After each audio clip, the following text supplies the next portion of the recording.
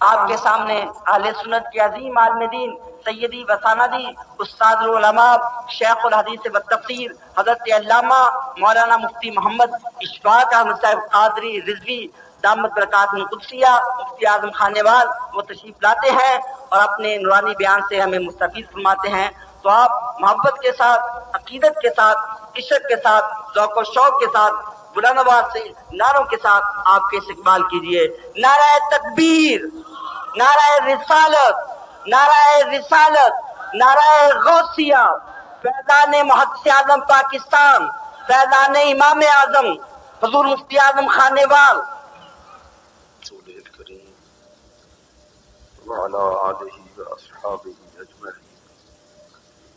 أما بعد فأعوذ بالله من الشيطان الرجيم. بسم الله الرحمن الرحيم.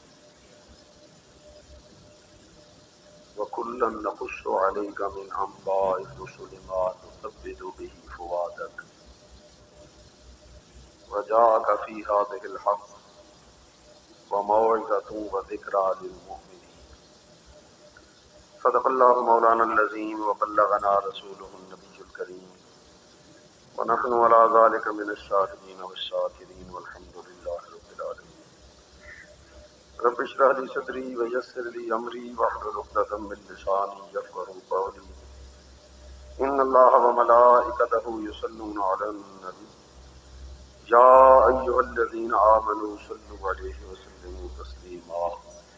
اللهم صل على سيدنا مولانا محمد وعلى آل سيدنا مولانا محمد وبارك وسلم.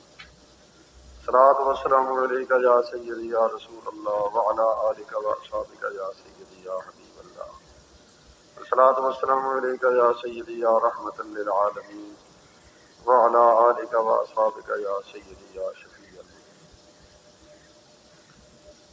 انتہائی واجب الاحترام استاد الاساتذہ حضرت علامہ مولانا محمد اشرف صاحب گولوی مدرس العلی، حضرت قبلہ الحاج حافظ حبیب الرحمان صاحب مدرس العلی، دیگر بھی وقار علماء کرام، معزز مفتیان الفاضلین، الحمدللہ اللہ جل جلالہ و عم نوالہ کا بے حد احسان فضل و کرم و شکر ہے جس نے ہمیں توفیق عطا فرمائی کہ اللہ کے دو برگزیدہ بندوں کے ذکر خیر کی اس مجلس کی حاضری نصیب فرمائی۔ مشکور تو ہم ہیں ان حضرات کے، حافظ صاحب قبلہ کے، حضرت مولانا فضل رسول صاحب کے، انتظامیہ کے، جنہوں نے ہمیں اس کار خیر میں شریک ہونے کا موقع فراہم کیا۔ الحمدللہ ان عظیم شخصیتوں کے ذکر خیر کی اس محفل میں حاضری وہ فائدے سے خالی نہیں۔ کسی کا یقین ناقص ہو تو الگ بات ہے، اولیاء اللہ کے ذکر خیر سے یقیناً رب کی رحمت کا حصہ ذکر خیر کرنے یا سننے والے کو ملتا ہے۔ ابھی بیٹھتے ہی ایک عزیز نے یہ ایک رکا دیا ہے کہ نبی پاک حضور سرور کائنات رسول اللہ صلی اللہ علیہ وسلم نے ہمیں محبت کے بارے میں کیا درس دیا ہے، محبت کیا ہے، مہربانی فرما کر اس موضوع پر تفصیل سے بیان کریں۔ ہم سنی نبی پاک صلی اللہ علیہ وسلم سے محبت کرنے کے دعوے کرتے ہیں، مگر محبت کو تو ہم جانتے تک نہیں۔ مہربانی فرما کر روشنی ڈالیں، جزاک اللہ۔ الحمدللہ اہل سنت و جماعت نبی کریم صلی اللہ علیہ وسلم سے محبت کرتے بھی ہیں اور محبت کے تقاضے بھی پورے کرتے ہیں۔ یہ غلط فہمی ہے کہ ہم محبت آپ کو جانتے ہی نہیں کہ محبت کیا ہوتی ہے۔ اب یہ ایک الگ موضوع ہے، مگر آپ یوں سمجھیے کہ انشاءاللہ جو کچھ بیان ہوگا یہ محبت کی بنیاد پر ہی بیان ہوگا۔ محبت کا تقاضا یہ ہے کہ جس سے محبت ہو اس سے تعلق رکھنے والے ہر شخص سے محبت ہو، ہر شے سے محبت ہو۔ امام اعظم ابو حنیفہ رحمۃ اللہ علیہ نبی کریم صلی اللہ علیہ وسلم کے دین کے، فقہ کے بہت بڑے امام ہیں، جن کو متفقہ طور پر مجتہدین نے امام اعظم فرمایا، اور حضور محدث اعظم پاکستان رحمۃ اللہ علیہ نبی پاک صلی اللہ علیہ وسلم کے عشق کے اتنے بڑے پیکر، اور انہوں نے حدیث پاک صلی اللہ علیہ وسلم کی اتنی بڑی خدمت کی کہ متفق طور پر آپ کے معاصرین نے آپ کو محدث اعظم کہا۔ تو یہ دونوں شخصیتیں وہ ہیں جن کو نبی کریم صلی اللہ علیہ وسلم سے نسبت ہے، اور سرکار سے نسبت والی ہر شخصیت سے محبت کا اظہار کرنا، ان کا ذکر خیر کرنا، جیسا کہ محبت کا تقاضا ہوتا ہے کہ من احب شیئا اکثر ذکرہ، جو جس سے محبت کرتا ہے وہ اس کا ذکر اکثر کرتا ہے، اس کی یادیں مناتا ہے۔ الحمدللہ اس فرمان کے مطابق اہل سنت و جماعت محبت کے تقاضوں کی بنیاد پر ہی ان تمام حضرات کے ذکر خیر کی محفلیں سجاتے ہیں۔ اس کے برعکس دوسرے لوگوں کو یہ توفیق نصیب نہیں ہوتی، نہ انہیں نبی پاک صلی اللہ علیہ وسلم کی میلاد کا جلسہ نصیب ہوگا، نہ معراج کا جلسہ، نہ اولیاء کاملین کے ذکر خیر۔ ہاں، اپنے مولویوں کے جلسے، ان کے ذکر کے لیے جلسے منعقد کرنے، کانفرنسیں منعقد کرنی، وہ انہیں نصیب ہوں گی۔ معلوم ہوتا ہے انہیں اپنے مولویوں سے محبت ہے، اور الحمدللہ اہل سنت و جماعت کو رسول اللہ سے محبت ہے۔ الغرض میں نے آپ حضرات کے سامنے ایک آیہ کریمہ تلاوت کی ہے سورہ یوسف شریف کی آخری آیتوں میں سے، اور یہ اس لیے تلاوت کی ہے کہ بتلانا یہ چاہتا ہوں کہ ہم جو یہ عرس کرتے ہیں، یوم مناتے ہیں، یہ امام الائمہ، کاشف الغمہ، سراج الامہ حضرت امام اعظم ابو حنیفہ رحمۃ اللہ کا یوم منایا جا رہا ہے۔ حضرت محدث اعظم پاکستان ابو الفضل مولانا محمد سردار احمد صاحب رحمۃ اللہ علیہ کا یوم منایا جا رہا ہے۔ کہیں اور ایام بزرگان دین کے منائے جاتے ہیں، آخر ان کا فائدہ کیا ہوتا ہے؟ میرے بھائیوں، بزرگان دین کے ذکر اذکار سے مردہ دلوں کا علاج ہوتا ہے۔ دل جو مردہ ہو چکے ہوتے ہیں، ان کا علاج ہوتا ہے زندگی۔ چنانچہ اللہ جل جلالہ وعمن والہ نے خود فرمایا کہ بزرگان دین کے، اللہ والوں کے قصے، ان کے تذکرے، یہ دلوں کی تثبیت کا باعث ہوتے ہیں، دلوں کی تقویت کا باعث ہوتے ہیں، سکون قلب کا باعث ہوتے ہیں۔ تو معلوم یہ ہوا کہ گناہوں کی وجہ سے، بدکاریوں کی وجہ سے، یا ہماری نالائکیوں کی وجہ سے ہمارے دل جو مردہ ہو چکے ہوتے ہیں، ان مردہ دلوں کو جلا بخشنے کے لیے، ان کی بے سکونی کو سکون میں تبدیل کرنے کے لیے، ان کی بے اطمینانی کو اطمینان میں تبدیل کرنے کے لیے ایسے جلسے منعقد کیے جاتے ہیں۔ بزرگان دین کے تذکرے ہوتے ہیں، ان کے قصے اور کرامتیں بیان کی جاتی ہیں، ان کے حالات زندگی بیان کیے جاتے ہیں۔ تو ان کے حالات زندگی کے بیان سے انسان کے دلوں کو سکون حاصل ہوتا ہے، دلوں کی بیماریاں دور ہوتی ہیں، گناہوں کی وجہ سے جو بے اطمینانی تھی وہ ختم ہو جاتی ہے۔ چنانچہ اللہ جل جلالہ وعمن والہ نے ارشاد فرمایا وَكُلًّا نَقُصُّ عَلَيْكَ مِنْ أَنْبَاءِ الرُّسُلِ، اے محبوب، ہم یہ تمام قصے جو آپ پر بیان کرتے ہیں، رسولوں کی خبریں بیان کرتے ہیں، قرآن آپ نے دیکھا، اس میں صرف حلال حرام کی باتیں نہیں، جائز ناجائز کی باتیں نہیں، بلکہ اس کے اندر کتنے انبیاء کے قصے ہیں، کتنے اولیاء کے قصے ہیں۔ کہیں بلقیس کے تخت کا قصہ ہے، کہیں حضرت مریم کے لیے خشک کھجور کے تنے سے تازہ کھجوروں کے میسر آنے کا قصہ ہے، کہیں جناب ان کے پاؤں کے نیچے سے پانی کی نہر کے جاری ہونے کا قصہ ہے، کہیں اصحاب کہف کا اور ان کے دروازے پر پہرا دینے والے کتے کا قصہ ہے، کہیں کوئی قصہ ہے۔ یہ سارے قصے قرآن پاک میں اللہ جل جلالہ وعمن والہ نے بیان فرمائے، پہلے رسولوں کے، نبیوں کے، بلکہ بنی اسرائیل کے ولیوں کے یہ قصے بیان فرمائے۔ اللہ فرماتا ہے نقص علیک من انباء الرسل، یہ جو ہم رسولوں کے قصے آپ پر بیان کرتے ہیں، کس لیے؟ ما نثبت بہ فؤادک، یہ وہ ہیں جن کے ساتھ ہم تیرے دل کو تثبیت عطا فرماتے ہیں، سکون عطا فرماتے ہیں۔ معلوم ہوا اللہ والوں کا تذکرہ یہ سکون قلب کا ذریعہ ہوتا ہے، اطمینان قلب کا ذریعہ ہوتا ہے۔ آج ہم بھی یہ عرس منا کے اور اس طرح ایام منا کے گویا کہ اپنے اجڑے ہوئے دلوں کی بستیوں کو آباد کرتے ہیں، اور اس طرح سے ہم اپنے دلوں کا علاج کیا کرتے ہیں۔ وجاءک فی ھذا الحق، اور ان میں تمہارے سامنے حق آتا ہے، حق واضح ہوتا ہے۔ وموعظۃ وذکریٰ للمؤمنین، مومنین کے لیے واعظ اور نصیحت ہوا کرتی ہے۔ تو چونکہ یہ واعظ و نصیحت کا ذریعہ ہوتے ہیں، ان کے ذریعے سے حق واضح ہوتا ہے، ان کے ذریعے سے دلوں کو اطمینان اور سکون حاصل ہوتا ہے، اس لیے یہ سارے اہتمام اتنا کچھ خرچ کیا جاتا ہے۔ در حقیقت یہ آپ لوگوں کے دلوں کے علاج کے لیے یہ سارا کچھ کیا جاتا ہے۔ سید الطائفہ حضرت سیدنا جنید بغدادی رضی اللہ تعالیٰ عنہ سے کسی نے پوچھا کہ حضور مرید کے سامنے پیر کا ذکر کرنے کا کیا فائدہ؟ تو حضرت سیدنا جنید بغدادی رضی اللہ عنہ نے فرمایا کہ فوجیں آدمی کی حفاظت کے لیے آ جائیں، لشکر آدمیوں کی حفاظت کے لیے آ جائیں کہ وہ دشمنوں سے محفوظ رکھیں گے، ان سے بندے کو اتنا سکون قلب حاصل نہیں ہوتا جتنا مرشد کے ذکر سے مرید کے قلب کو سکون حاصل ہوتا ہے۔ معلوم یہ ہوا کہ جس طرح وہ جان کے دشمن جب جان پر حملہ کرنا چاہتے ہیں تو اس کے لیے فوجیں ہماری حفاظت کرتی ہیں، اسی طرح یہ ایمان کے ڈاکو، ایمان کے دشمن جس وقت ہمارے عقیدے اور ایمان پر حملہ کرنا چاہتے ہیں تو پھر یہ اولیاء کاملین کے تذکرے، انبیاء کرام کے تذکرے اور ان کی شانوں میں اس طرح سے پروگراموں کا منعقد کرنا، یہ در حقیقت ان اولیاء کے تذکرے، اللہ والوں کے تذکرے ہمارے ایمان کو بچانے کے لیے حفاظت کرتے ہیں۔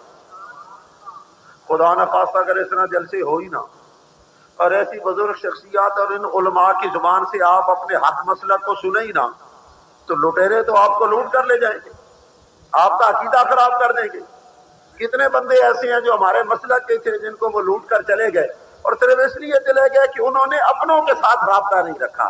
اگر اپنوں کے ساتھ، مشائخ کے ساتھ، اولیاء اللہ کے ساتھ ان کا رابطہ ہوتا اور انہیں ذرا بھی کوئی برگلانے کی کوشش کرتا ہے اور وہ فوراً آ کے اپنے بزرگوں سے پوچھیں، اپنے علماء سے پوچھیں تو ان کی اصلاح ہو سکتی ہے، اطمینان ہو سکتا ہے۔ مگر جب وہ ادھر سے کٹے تو ان پر ایسا ان دشمنوں کا حملہ ہوا کہ ہمیشہ کے لیے ایمان سے ہاتھ دھو بیٹھے۔ تو معلوم یہ ہوا کہ یہ اولیاء کاملین کے تذکرے، انبیاء کرام کے تذکرے اور اس طرح جلسوں اور جلوسوں کا انعقاد اور اس طرح آراس اور محافل اور ایام کا منایا جانا، یہ در حقیقت ایمان کی سلامتی کے لیے ہے، دل کی تقویت اور سکون قلب کے لیے ہوتا ہے۔ تو اس ذریعے سے گویا کہ دلوں کا علاج ہوتا ہے، اور واللہ یہ ایسا کامیاب علاج ہے، ایسا کامیاب علاج ہے کہ اگر اللہ معاف فرمائے کسی کو ہارٹ کی تکلیف ہو جائے، دل کی تکلیف ہو جائے اور وہ دل کی تکلیف کے علاج کے لیے ہزاروں کیا لاکھوں روپے لگا دیتا ہے، آپریشن تک کے لیے تیار ہو جاتا ہے، حالانکہ اس میں بچنا جو ہے بڑے رسک والی بات ہوتی ہے کہ بچتا بھی ہے یا نہیں بچتا، پتہ نہیں وہ آپریشن کامیاب بھی ہوتا ہے یا نہیں، مگر آدمی لاکھوں روپے لگا دیتا ہے کہ میرے دل کا علاج ہو جائے۔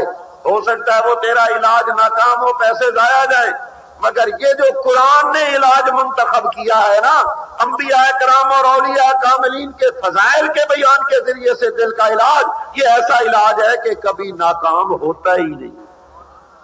فرمایا نثبت بہ فؤادک،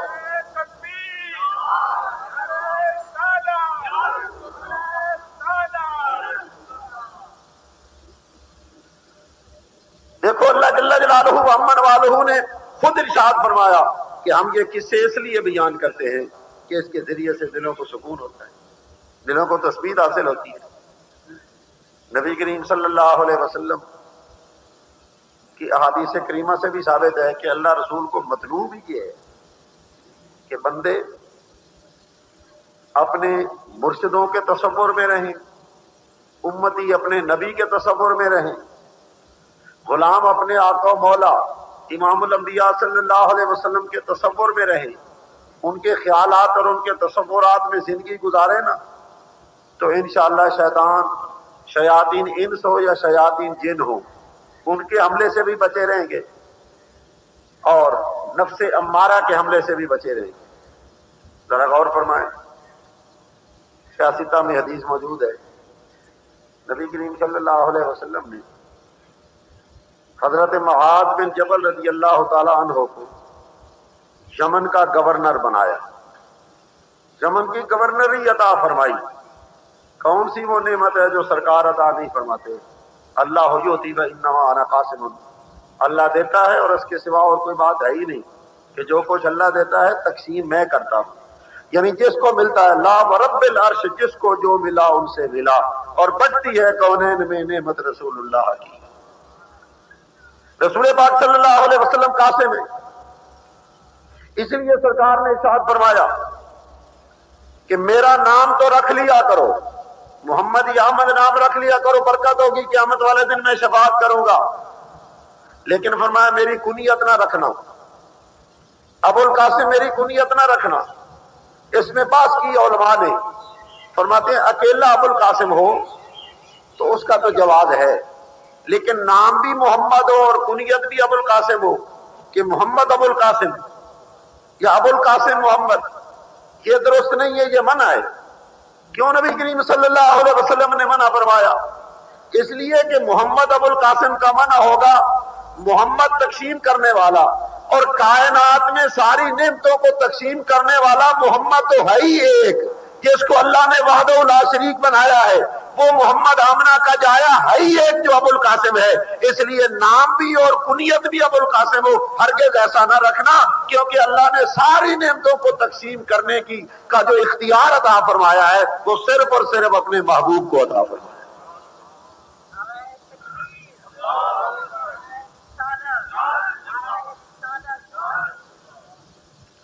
تو سرکار نے یمن کی گورنری عطا فرمائی حضرت معاذ بن جبل رضی اللہ عنہ، اور کریم اتنے کہ الوداع کرنے کے لیے خود حضرت معاذ بن جبل رضی اللہ عنہ کو جا رہے ہیں، اور کس کیفیت میں کہ معاذ بن جبل کو غلام کو گھوڑے پر چڑھایا ہوا ہے اور خود پیدل ساتھ چلتے جا رہے ہیں۔ ثنیات الوداع پر جب پہنچے، جہاں پر آپ قافلوں کو مدینہ منورہ میں الوداع فرمایا کرتے تھے، اور یمن کے لیے خیر آباد کہنے لگے، حضرت معاذ بن جبل رضی اللہ تعالیٰ عنہ کو جب انہیں جدا کرنے لگے، الوداع کرنے لگے، تو ارشاد فرمایا اے معاذ عسیٰ اللہ تلقانی بعد عامی ھذا، اے معاذ سال کے بعد تو واپس آئے گا، اور سال کے بعد تو جب واپس آئے گا تو میرے ساتھ تیری ملاقات نہیں ہو سکے گی۔ ابھی اس میں ایک احتمال ہو سکتا تھا کہ شاید اس لیے ملاقات نہ ہو سکے کہ حضرت معاذ سال کے بعد آئیں گے اور نبی پاک صلی اللہ علیہ وسلم کہیں سفر پر گئے ہوں گے، مگر دوسرے جملے میں جس کی بھی وضاحت کر دی، کیسے ملاقات نہیں ہوگی؟ فرمایا لعلہ کا تمرو بمسجدی ھذا وقبری، سال کے بعد جب تو آئے گا تو تیرا گزر میری اس مسجد کے پاس سے ہوگا اور میری قبر کے پاس سے ہوگا، یعنی میرا وصال ہو چکا ہوگا۔ اب دیکھو یہ غیب کی خبر سرکار نے دی، لوگ کہتے ہیں کل کا پتہ نہیں، سرکار سال کی خبر دے رہے ہیں کہ ماں سال سے پہلے تو آ نہیں سکے گا، سال کے بعد تیرا آنا ہوگا، اور ساتھ یہ بھی خبر دے دی کہ میرا وصال ہو چکا ہوگا، اور یہ بھی بتلا دیا کہ یہاں مسجد کے پہلو میں ہی میری قبر بنے گی۔ لوگ کہتے ہیں جی قرآن میں آ گیا ما تدری نفس بأی ارض تموت، کسی کو نفس کو کوئی پتہ نہیں کہ کہاں کون مرے گا، لہذا نبی کو بھی کوئی پتہ نہیں کہ کہاں موت واقع ہوگی۔ یہ حدیث سامنے نہیں کہ سرکار فرما رہے ہیں معاذ جب تو سال کے بعد آئے گا تو تیرا گزر میری مسجد اور میری قبر کے پاس سے ہوگا، جس کا مطلب ہے یہ بھی بتلا دیا کہ میں اس دنیا سے اس وقت رخصت ہو چکا ہوگا، اور ساتھ ہی یہ بتلا دیا کہ میری قبر یہی مسجد کے پہلو میں ہی بنے گی۔ آج جا کے دیکھ لیجئے قبر انور مسجد کے پہلو میں ہی بنی۔ پھر ما تدری نفس بأی ارض تموت کا مطلب کیا ہے؟ مطلب یہ ہے درایت کا معنی ہوتا ہے اٹکل سے جاننا، اٹکلوں سے کوئی نہیں جان سکتا۔ نبی پاک صلی اللہ علیہ وسلم کا جب زمانہ تھا نا تو آپ کے زمانے میں کاہنوں اور نجومیوں کا بڑا زور تھا۔ کاہن اور نجومی جو ہے نا وہ اٹکنے لگا لگا کے لوگوں کو آئندہ کی باتیں بتلایا کرتے تھے جو اکثر جھوٹی ہوا کرتی تھی۔ کوئی اٹکل کوئی تکا لگ گیا نہیں تو اکثر خراب، تو اٹکل پچو وہ لگایا کرتے تھے، تو لوگوں نے سمجھا شاید محمد صلی اللہ علیہ وسلم جو آئندہ کی باتیں بتلاتے ہیں شاید یہ بھی اٹکلوں سے ہی بتلاتے ہوں گے جیسے کہ دوسرے لوگ بتلاتے ہیں۔ تو اللہ جل جلالہ محمد والوں نے فرمایا نا میرا محبوب جو ہے وہ اٹکل سے کوئی بات ہی نہیں کرتا، میرے محبوب کی زبان پر تو میری وحی بولا کرتی ہے، اور میرا محبوب جو بھی خبر دے گا، موت کی خبر دے یا کسی جگہ کی خبر دے یا کل کی خبر دے، وہ ساری کی ساری خبریں جو ہے نا وہ میری اللہ کی وحی کے ذریعے سے ہوں گی، جو میرے محبوب کی زبان پر بولتی ہوگی۔ ما ینطق عن الہوی ان هو الا وحی یوحی، وہ اپنی مرضی سے تو بولتے نہیں ہیں، وہ تو اللہ کی وحی سے بولتے ہیں۔ تو رسول پاک صلی اللہ علیہ وسلم نے خبر دے دی۔ اس کے علاوہ اور بڑی حدیثیں ہیں۔ پالن کی ایک الگ موضوع ہے۔ جنگ خیبر میں آپ نے پہلے نشان لگا دیے، یہاں ابو جہل مر کے گرے گا، یہاں عتبہ مر کے گرے گا، یہاں شیبہ مر کے گرے گا۔ بتلانا یہ مقصود ہے کہ حضرت معاذ بن جبل رضی اللہ تعالیٰ عنہ تو جا رہے ہیں سفر پر، پردیس میں جا رہے ہیں، اور جاتے وقت نبی کریم صلی اللہ علیہ وسلم انہیں فرما رہے ہیں، اے معاذ جب تو واپس آئے گا تو تیری میری ملاقات نہیں ہو سکے، میرا وصال ہو چکا ہوگا۔ بھلا کہ کوئی آدمی اس طرح سے جس بچے نے والدین سے محبت کرتی کی ہو یا کرتا ہو، یا کوئی دوست سے محبت کرتا ہو، اور وہ الوداع کرتے وقت اپنے اس محب کو کہہ دے کہ بھئی تو جا رہا ہے، میری تیری ملاقات نہیں ہوگی، تو یہ بات مناسب ہی نہیں اس وقت کرنی، اس لیے کچھ بڑا صدمہ ہوگا۔ ایک باپ بیٹے کے لیے ویزا خریدتا ہے امریکہ کا، جائے وہاں کما کے لائے، بڑی تیاری کی، لاکھوں روپے خرچ کیے، ایئرپورٹ پر جب چڑھانے لگے تو اسے کہا اچھا بیٹا تو چلا جا، لیکن جب تو واپس آئے گا تو میں مر چکا ہوں گا۔ تو بیٹا تو کہے گا پھر میرے جانے کی ضرورت کیا ہے؟ ابا اگر تجھے ہی نہ دیکھ سکوں تو جانے کا فائدہ، میں آخری دیدار تیرا نہ کر سکوں۔ بیٹا جائے گا تو روتا ہوا جائے گا۔ بھئی نبی کریم صلی اللہ علیہ وسلم ادھر تو معاذ بن جبل کو بھیج رہے ہیں، اور پھر ساتھ ہی یہ فرما رہے ہیں کہ لعلہ کا تمر بمسجدی وقبری، تیرا گزر جو ہے وہ میری مسجد اور میری قبر کے ساتھ ہوگا۔ تو کیا خیال ہے حضرت معاذ کو صدمہ نہیں پہنچا ہوگا؟ حضرت معاذ پریشان نہیں ہوئے ہوں گے؟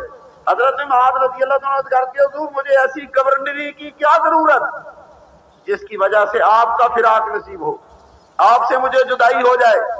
فبقا معاذ جشعا لفراق رسول اللہ صلی اللہ علیہ وسلم، حضرت معاذ رضی اللہ تعالیٰ عنہ نبی پاک صلی اللہ علیہ وسلم کے فراق کی وجہ سے ٹھائے مار کے رونے لگ گئے، زور زور سے رونے لگ گئے کہ مجھے اس گورنری کی کیا ضرورت۔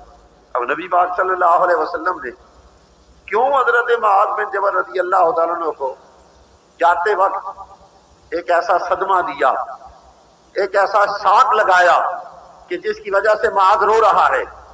اصل میں مقصود کیا تھا کہ معاذ جا رہا ہے یمن میں، بن کے جا رہا ہے گورنر، لوگ اس کے سامنے ہاتھ باندھ کے کھڑے ہوں گے، خدمت کریں گے، اس کا آرڈر چلے گا، حکم چلے گا، لیکن کہیں ایسا نہ ہو کہ معاذ وہاں جانے کے بعد ہمیں بھول جائے اور اس کا خیال ہماری طرف سے ہٹ جائے۔ نہیں، جاتے ہوئے اسے ایسی چٹکی بھر دی جائے، اسے ایسے صدمے میں مبتلا کر دیا جائے کہ یہ تخت پر بیٹھا ہو تو پھر بھی ہمارے فراق میں روتا رہے، اور یہ کام کاج کر رہا ہو تو پھر بھی ہمارے فراق میں روتا رہے، یعنی یہ جس کام میں بھی مصروف ہو خیال اس کا ہماری طرف لگا رہے۔ دست بکار دل بیار، ہتھ کار والے دل یار والے، کیونکہ کامیابی اسی میں کہ آدمی دنیا میں کوئی کام کرتا رہے لیکن خیال اس کا اپنے کامل پیر و مرشد کی طرف ہو، امتی کا خیال جو ہے وہ اپنے جناب پیر و اپنے نبی کی طرف ہو۔ تصور شیخ کا یہی مطلب ہوتا ہے، کام کرتے رہو لیکن تمہاری وضع قطع، چال ڈھال، اٹھنا بیٹھنا، بولنا چالنا، یہ سب کچھ شیخ کے مطابق ہو، نبی کریم صلی اللہ علیہ وسلم کی سنت کے مطابق ہو، تو اسے میں کامیابی ہوتی ہے۔ پھر تسلی دی تو کیسے دی؟ فرمایا اے معاذ میرے فراق کی وجہ سے رو رہا ہے نا، لیکن سن، ایک تیرے لیے نہیں، ہمارے سارے محبوں کے لیے دریائے رحمت ہمارا کس طرح سے بہ رہا ہے۔ فرمایا ان اول الناس بی المتقون من کانوا بحیث کانوا، فرمایا جو لوگ متقی ہوں گے، تقوی کے مطابق زندگی گزارتے ہوں گے، یعنی ان کا ہر عمل میری سنت کے مطابق ہوگا، ان کے دل میں خشیت الہی اور میری محبت، اور ان کے ظاہر پر میری سنتیں جو میری سنت کے مطابق زندگی گزارتے ہوں گے، تقوی کے مطابق زندگی گزارتے ہوں گے، فرمایا من کانو، وہ کوئی ہو، کسی منصب پر ہو، حاکم ہو یا محکوم ہو، بڑے ہوں یا چھوٹے ہوں، ہمارے خیال میں ان کی زندگی گزر رہی ہو، حیثو کانو، اور جس جگہ بھی ہو، فرمایا وہ دور نہیں ہے، وہ میرے بالکل قریب ہیں، اس لیے کہ ساری روح زمین اللہ نے میرے سامنے ہاتھ کی ہتھیلی جیسی بنا دی ہے، جو کچھ اس میں ہو رہا ہے یا ہو چکا ہے یا ہوگا، سب کچھ ایسے دیکھ رہا ہوں جیسے ہاتھ کی ہتھیلی کو دیکھ رہا، اس لیے تو دور نہیں ہے، بے شک یمن میں جائے وہاں تو ہماری یاد میں محو رہے، تیرا ذہن ہماری طرف لگا رہے، ہمارے تصورات اور خیالات میں تو گم رہے، جتنا بھی تو دور ہوگا دور نہیں ہوگا بلکہ ہمارے تو قریب ہوگا۔ اسی لیے ان بزرگان دین سے عرس منائے جاتے ہیں کہ ان کے ذریعے سے بندوں کے ذہن، لوگوں کے ذہن اور خیالات وہ ہر وقت ان بزرگوں کے خیالات میں ہی گویا کہ بندے محو رہیں اور ادھر مصروف رہیں، تو پھر اس سے ہوتا کیا ہے؟ انسان شیطان کے حملے سے بچ جاتا ہے، انسان کامیابیوں کی راہ پر گامزن ہو جاتا ہے۔ یہی نکتہ تھا جو رسول پاک صلی اللہ علیہ وسلم نے امت کو سمجھانا تھا، اور اس کے لیے حضرت معاذ بن جبل رضی اللہ عنہ کو آپ نے مخاطب کر کے فرمایا کہ تو جہاں بھی جائے میرے تصور میں اگر تو گم رہے گا، اب جب آدمی زندگی حضور کی سنتوں کے مطابق گزارے گا تو آخر ہر سنت پر عمل کرتے ہوئے سرکار کا خیال آئے گا نا، سرکار کا تصور آئے گا نا کہ سرکار نے کھایا اس طرح سے، پیا اس طرح سے، بیٹھے اس طرح سے، ہاں جی گفتگو اس طرح سے آپ نے فرمائی۔ جب ان تصورات میں وہ آدمی گم رہے گا، نبی پاک صلی اللہ علیہ وسلم فرمایا وہ ہم سے دور نہیں ہے، پھر وہ بالکل ہمارے قریب ہے، چاہے کائنات زمین کے کسی گوشے پر وہ کیوں نہ رہے۔ حضور محدث اعظم پاکستان رحمۃ اللہ علیہ وہ بام عروج پر جو آخری چوٹی پر آپ پہنچے، اور آپ کے زمانے میں ہر آدمی آپ کو علماء کا سردار مانتا تھا کہ جیسے نام ہے آپ کا، واقعی آپ تمام علماء کے اور مشائخ کے سردار ہیں، اور اس طرح سے لوگ جو ہے نا وہ آپ کا احترام کرتے تھے، دلوں میں آپ کی عظمت بیٹھی ہوئی تھی۔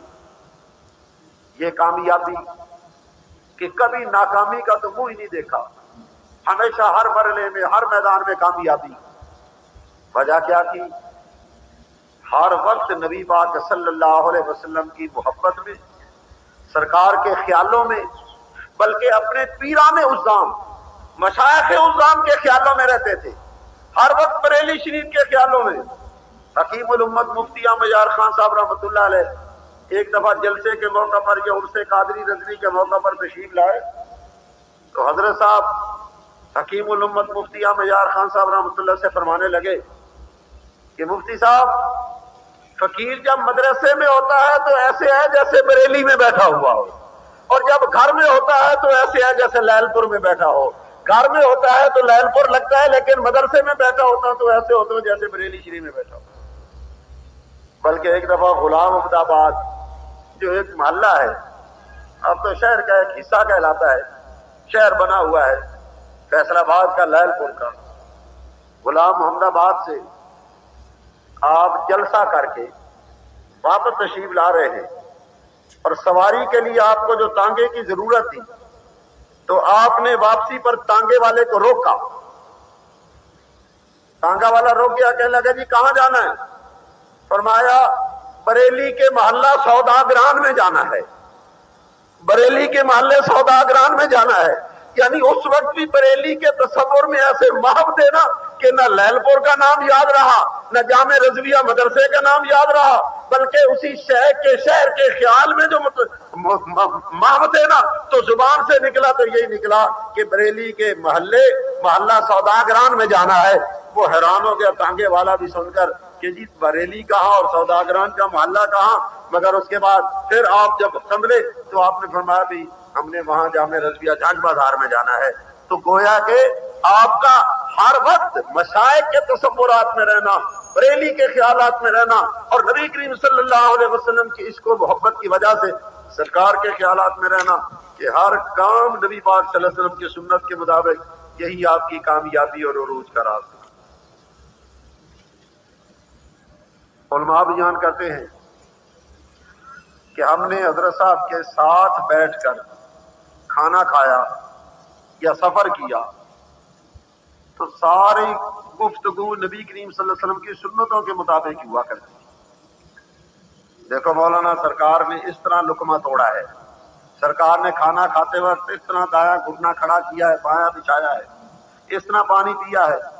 نبی پاک صلی اللہ علیہ وسلم نے ککڑی کھائی ہے تو اس طرح سے کھائی ہے، یعنی یہی گفتگو سنتوں کی جاری رہتی تھی۔ تو کیا مطلب ہر وقت نبی پاک صلی اللہ علیہ وسلم کے خیالات میں ہی محو رہتے تھے یا بریلی کے خیالات میں محو رہتے تھے؟ جب بھی کہیں واپس باہر سفر سے آتے تو فرماتے ایسے لگتا ہے جیسے میں بریلی کی طرف جا رہا ہوں۔ بریلی شریف کا ہی تصور گویا کہ آپ کے دل و دماغ پر حاوی تھا۔ یہی ایک وہ کامیابی کا راز ہے اور یہی اللہ اور اس کے رسول کو مطلوب ہے کہ فرمایا نیک ہوتے ہیں۔ سب سے پہلی تربیت کا جو ہے نا بچے کے لیے وہ والدین کی ہے۔ آپ دیکھیں الحمدللہ الحاج حافظ حبیب الرحمان صاحب نیک آدمی ہیں، بزرگ آدمی ہیں، تو بچوں کی تربیت بھی ماشاءاللہ دیکھو کس طرح سے ہوئی کہ الحمدللہ سارے بچے نیک اور لائق ہیں، اور قابل رشک ان بچوں کی زندگی ہے کہ الحمدللہ ماں باپ کی تربیت کے مطابق علم دین بھی حاصل کیا ہے۔ پھر اس کے ساتھ علم دین پڑھنے والے تو کئی ہوتے ہیں مگر نیکی بھی الحمدللہ ان کے اندر موجود ہے۔ یہ در حقیقت یہ ماں باپ کے ورثے سے یہ چیزیں ملتی ہیں۔ ہم مدرسوں میں لڑکوں کو پڑھاتے ہیں نا، وہاں بڑی پابندی کراتے ہیں، نماز سے پہلے بھی جناب حاضریاں لگاؤ، نماز کے بعد بھی حاضریاں لگاؤ، بھی بچے جو ہیں وہ جماعت کے ساتھ نماز پڑھیں۔ لیکن ہوتا کیا ہے ہفتے یا عشرے کے بعد یا 15 دنوں کے بعد جب بچوں نے گھر آنا ہوتا ہے نا چھٹی، اور وہ گھر آ کے دیکھتی ہے بھی نہ ہمارا باپ نماز پڑھتا ہے نہ ہماری ماں نماز پڑھتی ہے، تو وہ ہماری 15-20 دن کی محنت ساری ضائع ہو جاتی ہے۔ اور وہ پھر اسی طرح جو ہے نا ڈر کے مارے پابندی کے مارے نماز پڑھتے ہیں، دل سے جو ہے نا وہ نماز پڑھنے کے لیے ان کا ذوق شوق ختم ہو جاتا ہے۔ اس لیے والدین کو چاہیے کہ اپنی اولاد کو اگر سدھارنا چاہتے ہیں تو پہلے خود سدھرے، اور خود جس وقت پابندی کریں گے تو انشاءاللہ العزیز اولاد کی تربیت بھی صحیح ہوگی۔ حضور محدث اعظم پاکستان رحمۃ اللہ علیہ جو اتنے مقام پر پہنچے تو در حقیقت ابتدا سے ہی والدین کی تربیت ہی ایسی۔ حضرت مولانا محمد بشیر صاحب گجرانوالہ کے رہنے والے ہیں، وہ روایت کرتے ہیں کہ 2 سید صاحبان، ایک کا نام سید غلام مرتضیٰ اور دوسرے کا نام سید فضل احمد شاہ صاحب، یہ دونوں حضرات قلعہ والا جگہ ہے، وہاں سے کوئی 10 میل کے سفر پر کسی منزل پر صبح سویرے گئے۔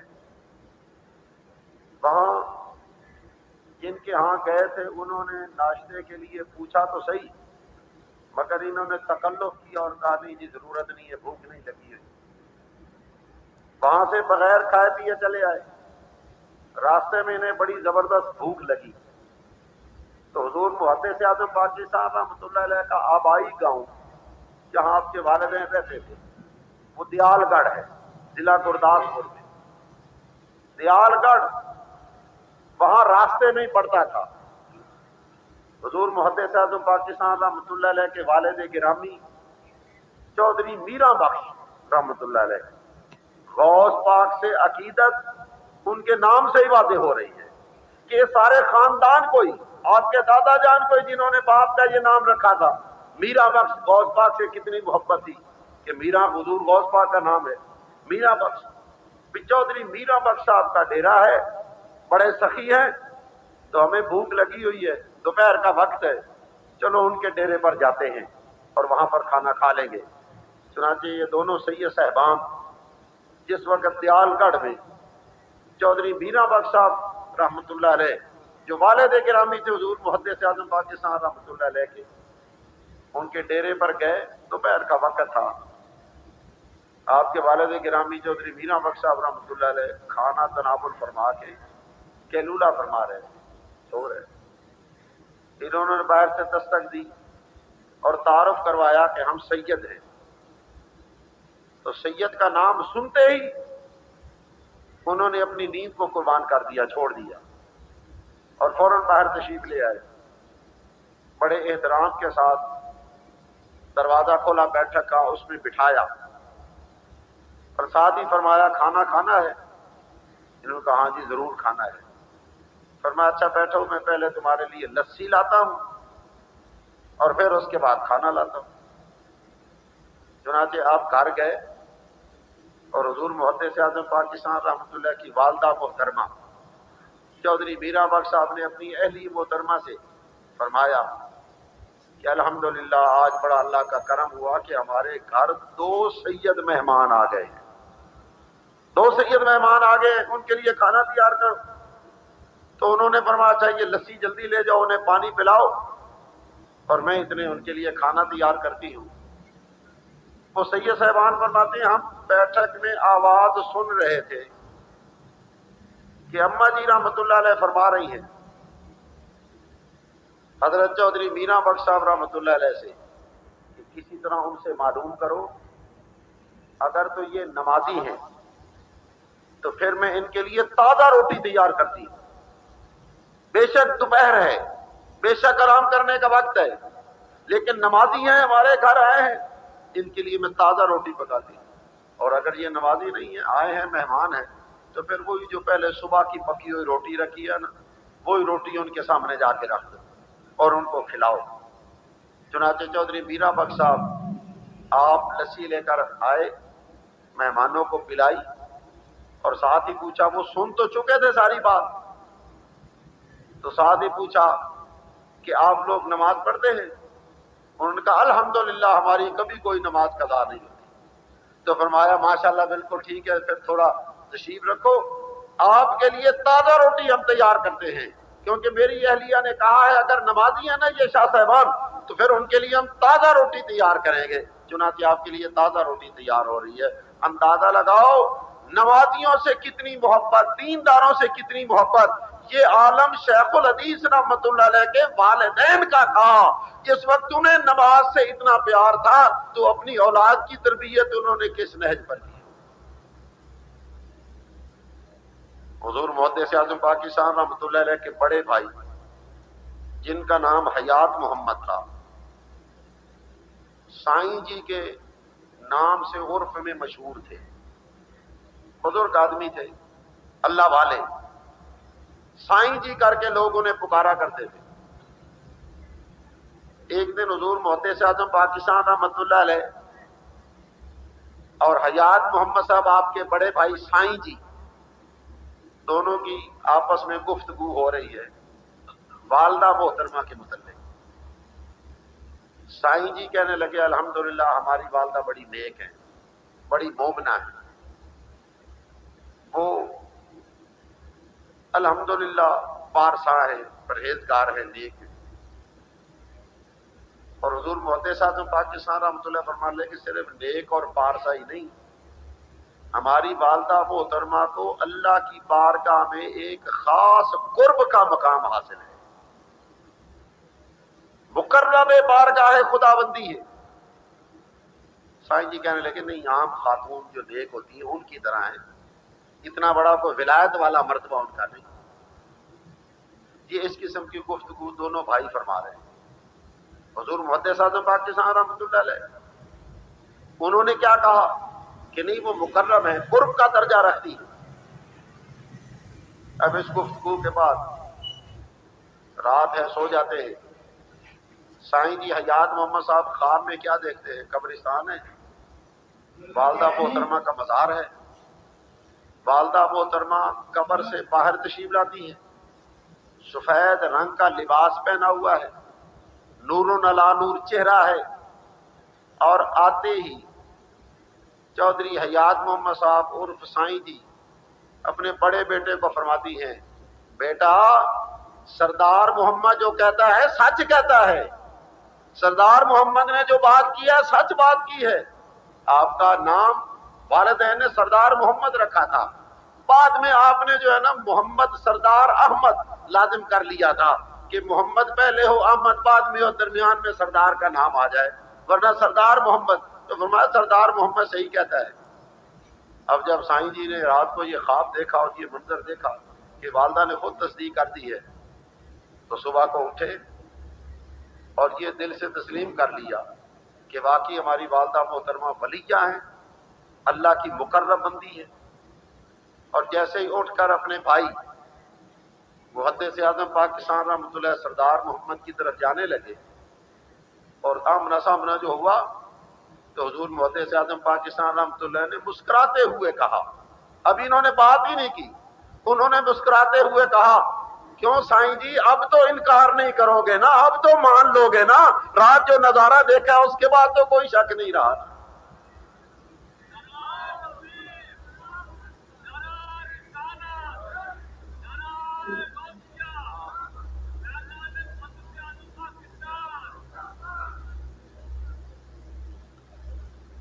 حضور محدث اعظم پاکستان رحمۃ اللہ علیہ کے اندر یہ خدا داد صلاحیتیں اللہ نے ودیت رکھی تھی۔ اگرچہ ابتدا میں آپ میٹرک کا امتحان پاس کرنے کے بعد پٹواری بننے کے لیے کورس آپ نے کیا اور امتحان دینے کے لیے لاہور تشریف لے گئے، لیکن لاہور میں شہزادہ اعلی حضرت حجت الاسلام حضرت مولانا حامد رضا خان صاحب رحمۃ اللہ علیہ، جن کو ظاہری طور پر بھی اللہ نے اتنا حسن عطا فرمایا تھا کہ کتنے لوگ صرف آپ کے حسن کو دیکھ کر کلمہ پڑھ کے مسلمان ہو جائے کرتے۔ میں نے خود حضرت مولانا مناظر اسلام شیر و شاہ اہل سنت حضرت مولانا عنایت اللہ صاحب سانگلہ اہل والے رحمۃ اللہ علیہ سے سنا، جو کہ آپ بھی حجت الاسلام شہزادہ اکبر اعلی حضرت عظیم البرکت کے بڑے شہزادے کے مرید تھے۔ حضرت مولانا عنایت اللہ رحمۃ اللہ علیہ تعالی فرمانے لگے کہ مولانا واللہ میرے پیر جب پانی پیا کرتے تھے تو گلے سے اترتا ہوا پانی نظر آیا کرتا تھا، یعنی گلا کیا آتا ہے کہ شیشے کی طرح، جیسے شیشے کی بوتل ہوتی ہے کہ اس کے اندر جو کچھ ہوتا ہے پیر سے نظر آتا ہے، اتنا ظاہری طور پر بھی اللہ نے حسن عطا فرمایا تھا حجت الاسلام حضرت مولانا حامد رضا خان صاحب رحمۃ اللہ علیہ کو۔ تو فرمایا جس وقت حضور محدث اعظم پاکستان رحمۃ اللہ نے ان کا بیان سنا اور ان کی زیارت کی تو بس وہیں سے ارادہ بنا لیا کہ بس اب میں نے علم دین حاصل کرنا ہے، اور ان کے ساتھ بریلی شریف چلے گئے۔ آپ خود کبھی موج میں ہوتے تھے تو بڑے ذوق کے ساتھ فرمایا کرتے تھے، دیکھو بھائی نبی پاک صلی اللہ علیہ وسلم کی حدیث ہے کہ العین حق، نظر کا لگ جانا حق ہے، العین یدخل الرجل فی القبر والجمل فی القدر، نظر جو ہے نا، نظر یہ آدمی کو قبر تک پہنچا دیتی ہے، نظر جو ہے یہ اونٹ کو ہنڈیا تک پہنچا دیتی ہے، نظر لگتی ہے، بری بھی لگتی ہے، اچھی بھی لگتی ہے، بری نظر خراب کر دیتی ہے، اچھی نظر بیڑا تار دیتی ہے، عین حق ہے، نظر حق ہے۔ اور اس کے ساتھ فرمایا کرتے تھے الحمدللہ مجھے بھی حجت الاسلام کی نظر لگ گئی ہے، اور حجت الاسلام کی لگی ہوئی نظر کا یہ نتیجہ ہے کہ آج الحمدللہ انہوں نے اس عروج پر پہنچا دیا۔ تو وہ لاہور میں ہی حجت الاسلام رحمۃ اللہ کی ایسی نظر لگی نا کہ بس پھر ساتھ ہی چلے۔ آپ کے والد گرامی، آپ خود ابتدا میں حضرت شاہ سراج الحق چشتی رحمۃ اللہ علیہ سے بیعت کی، اور پھر والدین کو، گھر والوں کو کوئی پتہ نہیں کہ سردار محمد کہاں ہے۔ آپ بریلی شریف میں پڑھ رہے ہیں، بریلی شریف میں تعلیم حاصل کرنے کے بعد پھر اجمیر شریف چلے جاتے ہیں۔ حضرت خواجہ اجمیر کے در اقدس پر جو مدرسہ معینیہ عثمانیہ ہے وہاں آپ داخل ہیں، وہاں پڑھتے ہیں۔ حضرت صدر و شریعہ بدر الطریقہ حضرت مولانا امجد علی خان صاحب رحمۃ اللہ علیہ، ان سے آپ نے بہت زیادہ استفادہ کیا، ویسے تو کئی اساتذہ سے استفادہ کیا۔ اجمیر شریف میں اس وقت آپ کے ایک استاد حضرت مولانا سید امیر اجمیری رحمۃ اللہ علیہ بھی ہوتے تھے، جن سے آپ کو شرف تلمذ ہے۔ حضرت مولانا سید امیر اجمیری رحمۃ اللہ علیہ خواجہ اللہ بخش صاحب توسوی رحمۃ اللہ کے مرید تھے، اور بڑے منظور نظر ان کے مرید تھے۔ حکیم محمد موسیٰ امرت سری فرماتے ہیں حضرت مولانا سید امیر اجمیری رحمۃ اللہ علیہ پر آخری ایام میں فالج کا دورہ پڑ گیا۔ فالج کی وجہ سے ہاتھ پاؤں وغیرہ سارے ان سے معذور ہو گئے، زبان نہیں چلتی تھی، بول نہیں سکتے تھے، چل پھر نہیں سکتے تھے، ہاتھ پاؤں نہیں ہلا سکتے تھے، لیٹے رہتے تھے، لیکن کوئی آپ کے چہرے کو آ کے دیکھتا تھا تو ایسے معلوم ہوتا تھا کہ یہ شخص بیمار ہے ہی نہیں۔ اور یہی کیفیت واللہ میں نے اپنی آنکھوں سے حضور محدث اعظم پاکستان رحمۃ اللہ کے چہرے پر بھی دیکھی۔ فیصل آباد سے، لائل پور سے کراچی علاج کے لیے تشریف لے گئے اور پھر وہاں سے واپس آ رہے تھے۔ علامہ حضری صاحب فرماتے ہم نے بڑا روکا کہ حضور ڈاکٹر کہتا ہے آپ نہ جائیں اور آپ یہاں آرام کریں، تو حضور محدث اعظم پاکستان رحمۃ اللہ نے فرمایا ڈاکٹر کہتا ہے 15 دن نہ جاؤ، میں تو فیصل آباد سے، لائل پور سے، دارالحدیث سے ایک دن کے لیے بھی غیر حاضر نہیں رہ سکتا، اور یہ کہتا ہے 15 دن کے لیے تم یہاں رہو۔ بہرحال علالت کے عالم میں ہی آپ واپس تشریف لائے۔ ہم خانے والا اسٹیشن پر زیارت کے لیے گئے تو میں حیران تھا، میں کہہ رہا تھا کہ دیکھو لوگ کیسے کہتے ہیں کہ یہ بیمار ہیں، ان کے چہرے سے تو کوئی بیماری نظر آتی نہیں ہے کہ حضور محدث اعظم پاکستان رحمۃ اللہ بیمار ہیں، کراچی علاج کے لیے جا رہے تھے، اس وقت بھی زیارت کی تو یہی کیفیت تھی کہ چہرہ مبارک دیکھنے سے ہرگز پتہ نہیں چلتا تھا کہ یہ بیمار ہیں۔ یہ نبی پاک کے عشق کی نورانیت ایسی تھی نا چہرے میں کہ اس کی وجہ سے کوئی بیماری کا پتہ ہی نہیں لگتا تھا۔ حالانکہ شوگر کی وجہ سے آپ بہت زیادہ کمزور ہو چکے تھے، بڑے علیل تھے آپ، مگر کوئی بیماری آپ کے چہرے سے نمایاں نہیں ہوئی۔ تو آپ کے استاد گرامی حضرت مولانا سید امیر اجمیری رحمۃ اللہ علیہ کے متعلق حکیم محمد موسیٰ صاحب امرتسری فرماتے ہیں کہ فالج کی وجہ سے ہل جل نہیں سکتے تھے۔ ڈاکٹر آیا، حکیم آیا علاج کے لیے، اس نے کہا مولانا آپ صحیح ہیں، بولیں، کلام کریں۔ آپ نے بولنے کی کوشش تو کی لیکن زبان لڑکھڑا گئی۔ حکیم کو، طبیب کو پتہ چل گیا کہ زبان پر بھی اثر ہے فالج کا۔ اس کے بعد پھر طبیب نے کہا کہ آپ کوئی لفظ زبان سے ادا کر سکتے ہیں؟ نام نہیں کسی کا لے سکتے، بات کوئی نہیں کسی کے ساتھ کر سکتے، لیکن کوئی بات، کوئی لفظ آپ اپنی زبان سے ادا کر سکتے ہیں؟ تو آپ نے اشارہ کیا ہاں۔ انہوں نے کہا پھر کرو۔ تو کہتے ہیں پورے قواعد تجوید کے ساتھ آپ کی زبان پر جاری ہو گیا الصلاۃ والسلام علیک یا رسول اللہ وعلی آلک واصحابک یا حبیب اللہ۔ حالانکہ فالج کی تکلیف، زبان جو ہے بول نہیں سکتی، لیکن رسول پاک صلی اللہ علیہ وسلم پر درود شریف آپ اس وقت بھی پڑھ رہے ہیں۔ ایسے کامل اساتذہ کا تلمیذ ہونے کا شرف حضور محدث اعظم پاکستان رحمۃ اللہ علیہ کو حاصل تھا۔ سب سے زیادہ آپ نے جو زانو تلمس طے فرمائے تو وہ حضرت صدر الشریعہ بدر الطریقہ مولانا امجد علی خان صاحب رحمۃ اللہ علیہ کے پاس، اور اتنا ادب و احترام سے آپ نام لیتے تھے، اتنا ادب و احترام سے۔ حالانکہ علامہ حضری صاحب آپ سے پڑھتے رہے، لیکن صرف مخدوم زادہ، استاد زادہ ہونے کی وجہ سے اتنا احترام علامہ حضری صاحب کا کیا کرتے تھے کہ کبھی ایسا نہیں ہوا کہ جمعے والے دن علامہ حضری صاحب فیصل آباد میں، لائل پور میں آئیں اور محدث اعظم خود خطبہ جمعہ ادا فرمائیں۔ نہیں، اشتہاروں میں کسی اور عالم کا نام نہیں لکھا ہوتا تھا، مگر یہ لکھا ہوتا تھا کہ خطبہ جمعہ حضرت علامہ حضری صاحب ارشاد فرمائیں گے۔ کس وجہ سے؟ کہ میرے استاد زادے ہیں، استاد کے صاحبزادے ہیں، اس نسبت کی وجہ سے اتنا ادب کرتے تھے۔ اور یہ ایک ادب ہی تو ہے جس کی وجہ سے اللہ ہر بندے کو عروج عطا کرتا ہے۔ تو حضور محدث اعظم پاکستان رحمۃ اللہ علیہ کے ساتھ ایک دفعہ آپ کے دو شاگرد تھے کراچی میں، آپ نے جامعہ امجدیہ میں جانا تھا، رکشے میں جو بیٹھے تو امجدیہ کے راستے کا رکشے والے کو بھی پتہ نہیں تھا، اور آپ کے ساتھ جو آپ کے شاگرد بیٹھے ہوئے تھے انہیں بھی کوئی پتہ نہیں۔ وہ جگہ جگہ رکوا کے رکشہ لوگوں سے پوچھتے ہیں بھئی عالمگیر روڈ کدھر ہے، جامعہ امجدیہ کدھر ہے، عالمگیر روڈ کدھر ہے؟ تو کوئی کہتا مجھے تو پتہ نہیں جی، آگے ذرا پوچھو جی، کہیں سے کوئی خبر نہیں۔ بالآخر وہ صرف جامعہ امجدیہ کہہ کے پوچھتے تھے۔ آگے جا کے حضور محدث اعظم پاکستان رحمۃ اللہ علیہ نے رکشے کو رکوایا اور نیچے اتر کے ایک صاحب سے پوچھنے لگے بھائی یہاں ہمارے استاد گرامی صدر الشریعہ بدر الطریقہ حضرت مولانا امجد علی خان صاحب رحمۃ اللہ علیہ کے نام پر مدرسہ امجدیہ قائم ہے.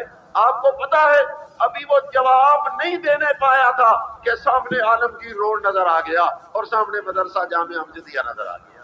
استاد گرامی کا ادب سے نام لینے کی وجہ سے بالکل وہ بھولا ہوا راستہ بھی سامنے آ گیا. اور اس طرح سے بھولے ہوئے مسائل اس آدمی کو یاد آ جاتے ہیں جو اپنے استاد گرامی کا ادب اپنے دل میں رکھتا ہے, غائبانہ طور پر بھی ان کا ادب کیا کرتا ہے. حضور محدث اعظم پاکستان رحمۃ اللہ علیہ اس طرح سے ادب فرمایا کرتے ہیں. بہرحال آپ پڑھتے رہے وہاں, اور والدین کو علم ہوا تو کیسے ہوا؟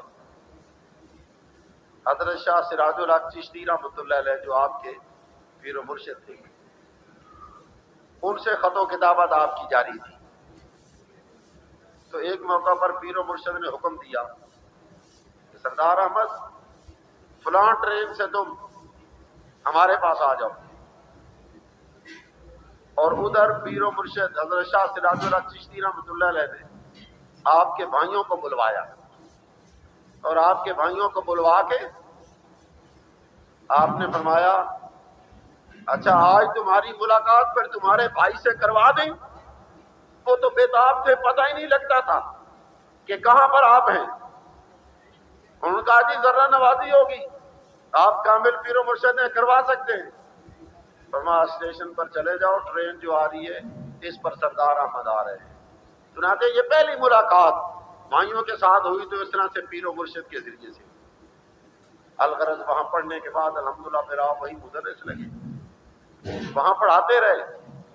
اور کتنے آپ کے شاگرد آج بھی پاکستان میں موجود ہیں جنہوں نے دورہ حدیث وہاں پر اجمیر باقاعدہ بریلی شریف میں حضور محدث اعظم پاکستان رحمۃ اللہ سے پڑھا تھا.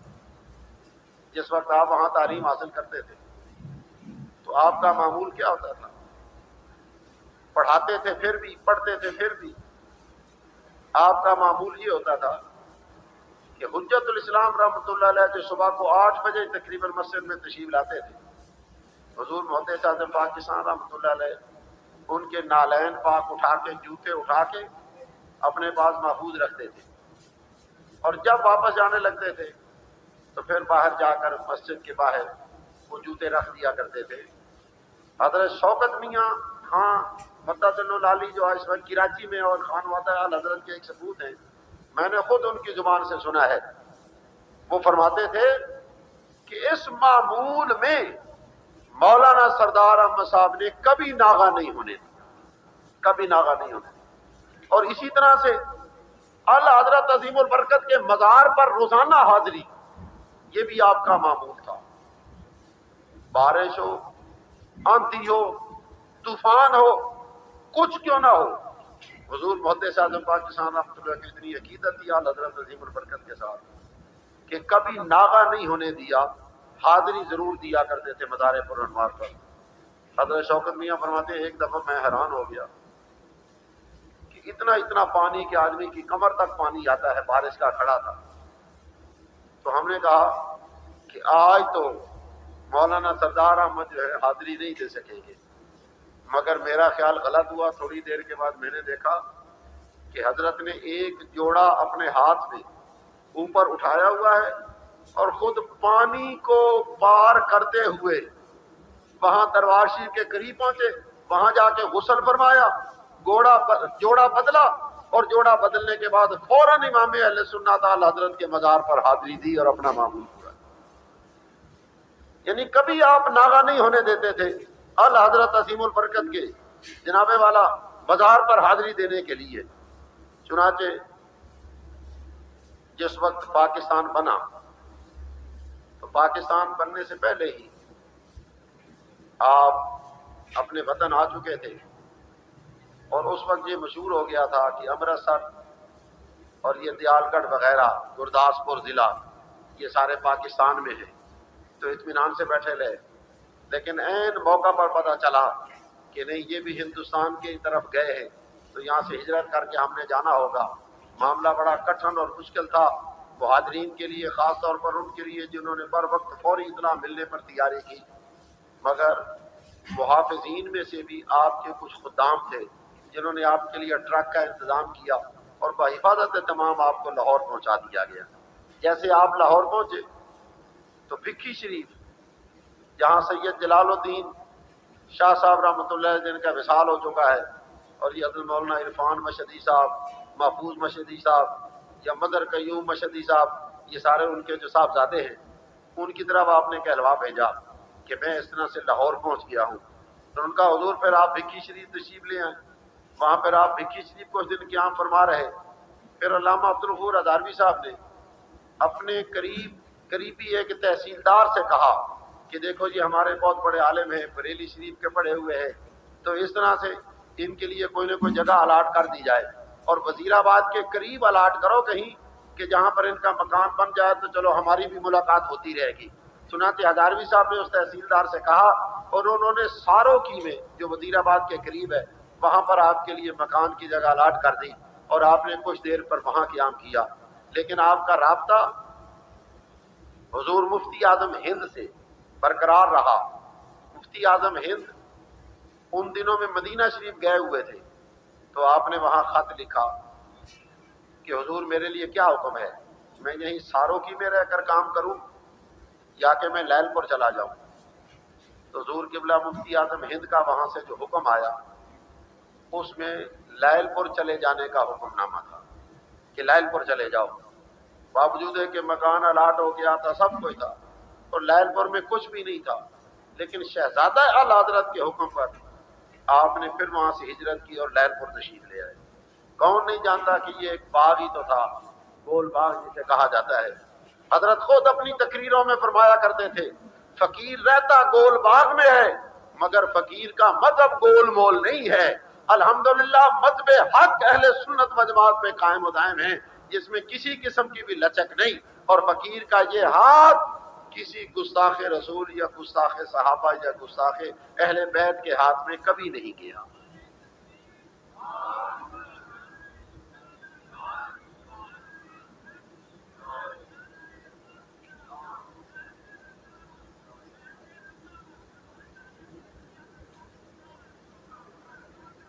آپ جس وقت ہجرت کر کے تشریف لائے تو صوفی اللہ رکھا صاحب جو آپ کے ہم وطن تھے، آپ کے بڑے خادم بھی تھے، دیال گڑھ کے رہنے والے تھے، آپ نے ان کو بلایا اور فرمایا دیکھو فلاں صاحب برکت علی نامی جو ہیں انہوں نے مجھے پیسے دیے تھے کنز الایمان ترجمہ اعلی حضرت خریدنے کے لیے، تو میں نے وہاں خرید لیا تھا لیکن یہ امانت میں ان کو دے نہیں سکا، تو تم واپس جاؤ ہندوستان میں اور برکت علی صاحب کو جا کے یہ قرآن پاک کنز الایمان ان کی امانت واپس پہنچاؤ۔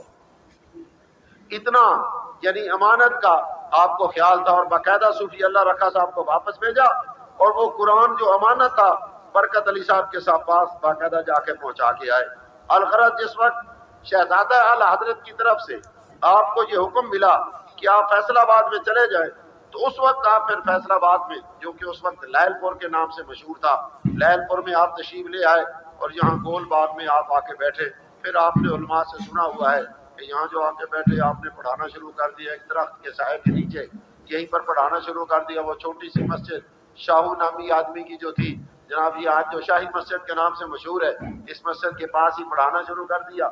تو دیوبندیوں وہابیوں نے بڑی جا کے شکایتیں کی، وقت کے ڈی سی کو جا کے شکایت کی کہ دیکھو جی یہاں آ کے انہوں نے ڈیرا لگا لیا ہے، لیکن جس وقت وہ ڈی سی آیا نا تو آپ ایک طرف ہو گئے پہلے کہ کہیں اس کے احترام کے لیے ہمیں نہ اٹھنا پڑے، وہ پہلے آگے آپ تشریف لائے تو وہ آپ کے احترام کے لیے اٹھا، اور آپ کی کارکردگی کو دیکھ کر بجائے اس کے کہ لوگوں کی شکایتوں پر وہ آپ کو اٹھا جاتا، بلکہ وہ اور حدود بندی کر کے چلا گیا کہ یہ ساری کی ساری جگہ آپ کے نام ہے، آپ یہاں پر مدرسہ بنائیں اور رسول پاک صلی اللہ علیہ وسلم کے دین کی خدمت فرمائیں۔ یعنی اس طرح سے اللہ رسول کی طرف سے ایسی امداد شامل حال ہوئی، اور شیخ کے شہزادے کے فرمانے کے مطابق جب لائل پور میں آ کے قیام پذیر ہوئے تو اللہ جل جلالہ و امن والوں نے دیکھو دین کی خدمت کا کتنا بڑا موقع عطا فرمایا کہ جناب آج جیسے آپ ابھی مولانا فضل رسول صاحب سے سن رہے تھے کہ دنیا کا کوئی شہر ایسا نہیں، کوئی جگہ ایسی نہیں کہ جہاں آپ کا کوئی مرید یا شاگرد کا شاگرد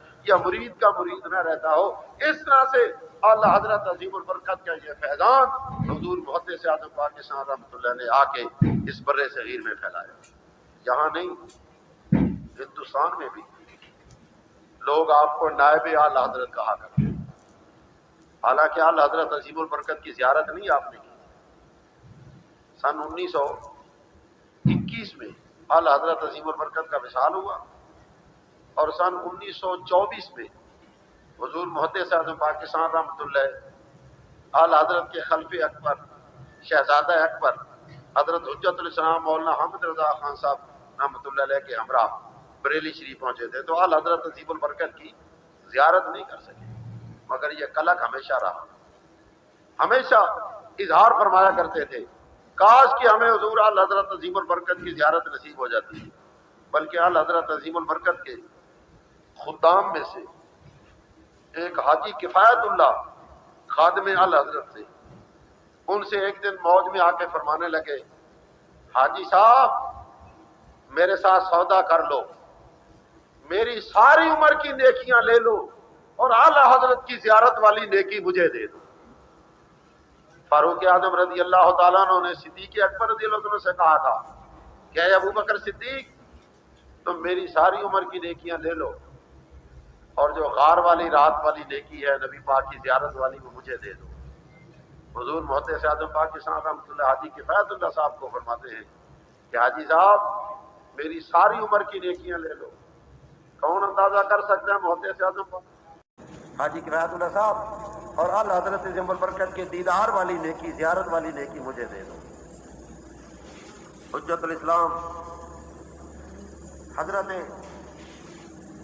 مولانا حامد رضا خان صاحب رحمۃ اللہ علیہ کا جب وصال ہوا تو آپ نے وصیت فرمائی تھی کہ میرا جنازہ مولانا سردار احمد صاحب پڑھائیں گے۔ حضرت شوکت میاں کی زبان سے میں نے خود سنا، انہوں نے فرمایا مولانا آپ کے پیر و مرشد کی کیا بات سناؤں، آپ کے پیر و مرشد کا ہمارے گھر میں اندرون خانہ میں ایسے ذکر ہوتا تھا جیسے گھر کے بچوں کا ذکر ہوتا ہو، گھر کے افراد کا ذکر ہو۔ اندرون خانہ میں بیویاں جو ہیں وہ اتنی شفقت کیا کرتی تھیں کہ گھر کا بچہ تصور کیا کرتی تھی۔ اور حضرت محدث اعظم پاکستان رحمۃ اللہ علیہ کے لیے حجت الاسلام رحمۃ اللہ علیہ نے یہ وصیت فرمائی کہ میرا جنازہ وہ پڑھائیں، اور بلکہ یہ کہا اگر قیامت والے دن حامد رضا سے خدا نے پوچھا کہ کیا لائے ہو تو میں سردار احمد کو پیش کر دوں گا کہ یا اللہ میں یہ لایا ہوں، یہ میری زندگی کی کمائی ہے۔ تو وصیت فرمائی کہ میرا جنازہ مولانا سردار احمد صاحب پڑھائیں گے۔ حضرت شوکت میاں خان صاحب فرماتے ہیں ہم حیران تھے، عجیب منظر تھا کہ بڑے بڑے اعلیٰ حضرت عظیم البرکت کے خلفاء بھی موجود ہیں، بڑے بڑے خلفاء، حتیٰ کہ اعلیٰ حضرت کے شہزادے مفتی اعظم ہند بھی موجود ہیں، یہ سارے حضرات موجود ہیں، مگر حجت الاسلام کا جنازہ پڑھانے کی سعادت حضرت مولانا سردار احمد صاحب رحمۃ اللہ کو حاصل ہوئی۔ آخر شیخ نے اپنی نگاہ اور توجہ سے کوئی کمال عطا فرمایا تھا تو اپنے جنازے کے لیے وصیت فرما رہے ہیں کہ میرا جنازہ مولانا سردار احمد صاحب رحمۃ اللہ پڑھائیں گے۔ اس طرح سے اللہ جل جلالہ و امن والہ نے آپ کو ایک نمایاں مقام عطا فرمایا تھا جو کہ آپ کا ہی خاصہ تھا۔ آپ اعلیٰ حضرت عظیم البرکت کے خاندان کے ہر فرد کا اتنا احترام کیا کرتے تھے، اتنا احترام کیا کرتے تھے کہ صرف مخدوم زادے کا احترام نہیں بلکہ جیسے خود مخدوموں کا کیا جاتا ہے۔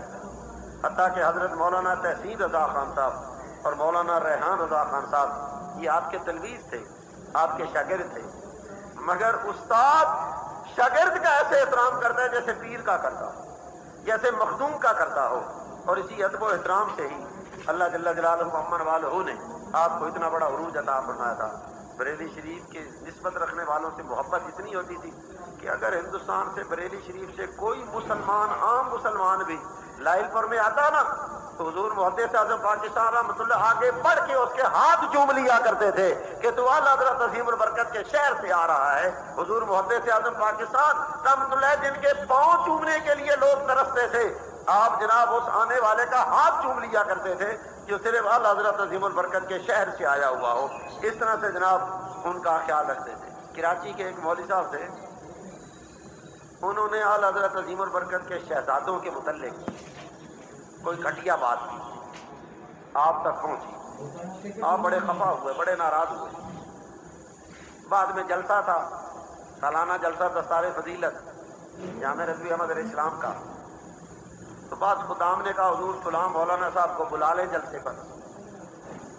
تو حضرت صاحب فرمانے لگے کہ مولانا کیسے ہم ان کو بلائیں، وہ تو اعلی حضرت عظیم البرکت کے شہزادوں کے بارے میں غلط نظریہ رکھتے، غلط باتیں کرتے ہیں، اور پھر سردار احمد انہیں اپنے اسٹیج پر بلائے. جب تک وہ توبہ نہیں کریں گے ہم ان سے ملاقات بھی نہیں کریں گے. ہم تو بریلی شریف کی مٹی کا بھی ادب کرتے ہیں، اور جو اعلی حضرت کے شہزادوں کے متعلق گھٹیا بات کہے ہمارا ان سے کیا تعلق ہو جائے. یعنی اتنی عقیدت اور اتنی محبت تھی اپنے شیخ کامل کے شہزادوں کے ساتھ اور حضور اعلی حضرت عظیم البرکت کے شہزادوں کے ساتھ. ایک دفعہ آپ کو دیکھا گیا کہ ایک خط آپ کے پاس جو پہنچا، دیکھتے ہی آپ دیدہ ہو گئے، اور اس خط کو کبھی سینے سے لگاتے ہیں، کبھی چومتے ہیں، کبھی آنکھوں سے لگاتے ہیں، کبھی دستار اتار کے سر پر رکھتے ہیں اور پھر اوپر دستار، پھر سینے سے، بڑے بےتاب. بالآخر آپ کے شاگردوں نے جو دیکھ رہے تھے انہوں نے آگے بڑھ کے پوچھا حضور یہ کیا ماجرا ہے، کیسا خط ہے؟ فرمایا شہزادہ اعلی حضرت مفتی اعظم ہند کا خط آیا ہے، اعلی حضرت عظیم البرکت کے صاحبزادے کا خط آیا ہے. تو اس خط سے اتنی محبت کہ جناب اسے کبھی چوم رہے ہیں اور کبھی اسے سینے کے ساتھ لگا رہے ہیں. ایک دفعہ ایسا ہوا کہ سید قناعت علی صاحب قادری، یہ بھی حضور اعلی حضرت عظیم البرکت کے خدام میں سے تھے. سید قناعت علی صاحب قادری اعلی حضرت عظیم البرکت کا ایک امامہ جو سبز رنگ کا امامہ تھا وہ لے کر آئے. معلوم ہوا یہ سبز رنگ کا جو امامہ ہمارے دعوت اسلامی والے باندھتے ہیں نا، یہ بھی اعلی حضرت کا فیضان ہے ماشاءاللہ. اعلی حضرت عظیم البرکت بھی سبز امامہ باندھا کرتے تھے، دوسرے رنگ کے بھی باندھتے تھے، سبز بھی باندھتے تھے. تو سبز امامہ سید قناعت علی شاہ صاحب وہ حضور محدث اعظم پاکستان رحمۃ اللہ کی خدمت میں لائے، اور جو ہی دکھایا تو حضور محدث اعظم رحمۃ اللہ سے فریفتہ ہو گئے. فرماتے ہیں جو قیمت لینی ہے لو، اور یہ اعلی حضرت عظیم البرکت کا امامہ مجھے دے. سید قناعت علی شاہ صاحب کہنے لگے حضور بس ٹھیک ہے، ہو گیا سودا. اور سودا وہ کیا ہے کہ میرے ساتھ جنت کا وعدہ کرو کہ کل میں تجھے جنت میں لے کے جاؤں گا، میں امامہ پیش کر دیتا ہوں. یہ میرے ساتھ وعدہ کرو. اعلی حضرت عظیم البرکت کے قرب میں رہنے والے قریبی خدام جو تھے ان کی نگاہوں میں دیکھو کہ محدث اعظم پاکستان رحمۃ اللہ کا کتنا بڑا مقام تھا کہ جی میرے ساتھ وعدہ کرو کہ قیامت والے دن جنت میں لے جاؤ گے. حضور محدث اعظم پاکستان فرمانے لگے شاہ صاحب جنت میں تو ہم بھی آپ کے نانا کے صدقے میں جائیں گے، رسول پاک صلی اللہ علیہ وسلم کے صدقے میں جائیں گے. آپ جنتی ہیں، جنت میں تو آپ نے جانا ہی جانا ہے. یہ کون سی آپ نے قیمت مانگی ہے؟ جنت میں تو آپ نے جانا ہے نانا کے صدقے میں، ہم بھی جائیں گے، آپ یہ امامہ مجھے دے دیں. تو سید قناعت علی شاہ صاحب رحمۃ اللہ نے پھر وہ امامہ حضور محدث اعظم پاکستان رحمۃ اللہ علیہ کو عطا فرمایا. تو حضور محدث اعظم پاکستان رحمۃ اللہ نے اسی وقت اپنے سر پر باندھا، اور اس طرز سے باندھا جس طرز سے اعلی حضرت عظیم البرکت باندھا کرتے تھے. چنانچہ سید قناعت علی شاہ صاحب کہتے ہیں کہ جب میں نے دیکھا نا اسی انداز سے باندھا، اسی طرز سے باندھا، تو ایسے معلوم ہوتا تھا کہ واقعی یہ نائب اعلی حضرت بیٹھے ہوئے ہیں کہ جن کے سر پر اعلی حضرت عظیم البرکت کا امامہ اور دستار اس طرح سے سج رہی. علامہ محمود رضوی صاحب اپنے ایک مضمون پہ لکھتے ہیں کہ شیخ الحدیث محدث اعظم پاکستان رحمۃ اللہ اور بریلی یہ آپس میں لازم ملزوم ہیں، ایک دوسرے سے کبھی جدا نہیں ہو سکتے. ایسا ہو ہی نہیں سکتا کہ بریلی کا تصور شیخ الحدیث کے ذہن میں نہ ہو اور بریلی میں شیخ الحدیث کا تذکرہ نہ ہوتا ہو. بریلی میں شیخ الحدیث کا تذکرہ ہوتا تھا اور شیخ الحدیث کی زبان پر بریلی کے تذکرے ہوا کرتے تھے. عرس قادری رضوی سب سے پہلے اس پاکستان میں اگر جاری کیا ہے تو وہ حضور محدث اعظم پاکستان رحمۃ اللہ نے. اعلی حضرت عظیم البرکت کا نام جب کوئی نہیں جانتا تھا، حضور محدث اعظم پاکستان رحمۃ اللہ علیہ نے عرس قادری رضوی کے نام پر عرس قائم کیا. اعلی حضرت عظیم البرکت کی عظمت کے ڈنکے بجوا دیے، اور آج تو ماشاءاللہ گلی گلی میں کوچے کوچے میں ہر جگہ اعلی حضرت عظیم البرکت کے نام کے ڈنکے بج رہے ہیں. سب سے پہلے حضور محدث اعظم پاکستان رحمۃ اللہ علیہ نے عرس قادری رضوی شروع کیا، اور حضور غوث پاک کی 11ویں شریف بڑی پابندی کے ساتھ. حضرت مولانا پیر محمد فاضل صاحب ڈھانگری شریف والے، یہ ڈھانگری شریف میرپور آزاد کشمیر میں ہے. اب بھی آستانہ ہے. ڈھانگری شریف کے صاحبزادے ہیں، غالباً عتیق الرحمان صاحب ان کا نام ہے. تو یہ حضرت پیر محمد فاضل صاحب یہ فرماتے ہیں کہ میں ایک دفعہ اجمیر شریف عرس پر گیا تو حضور محدث اعظم پاکستان رحمۃ اللہ علیہ اس وقت وہاں تھے اجمیر شریف پر.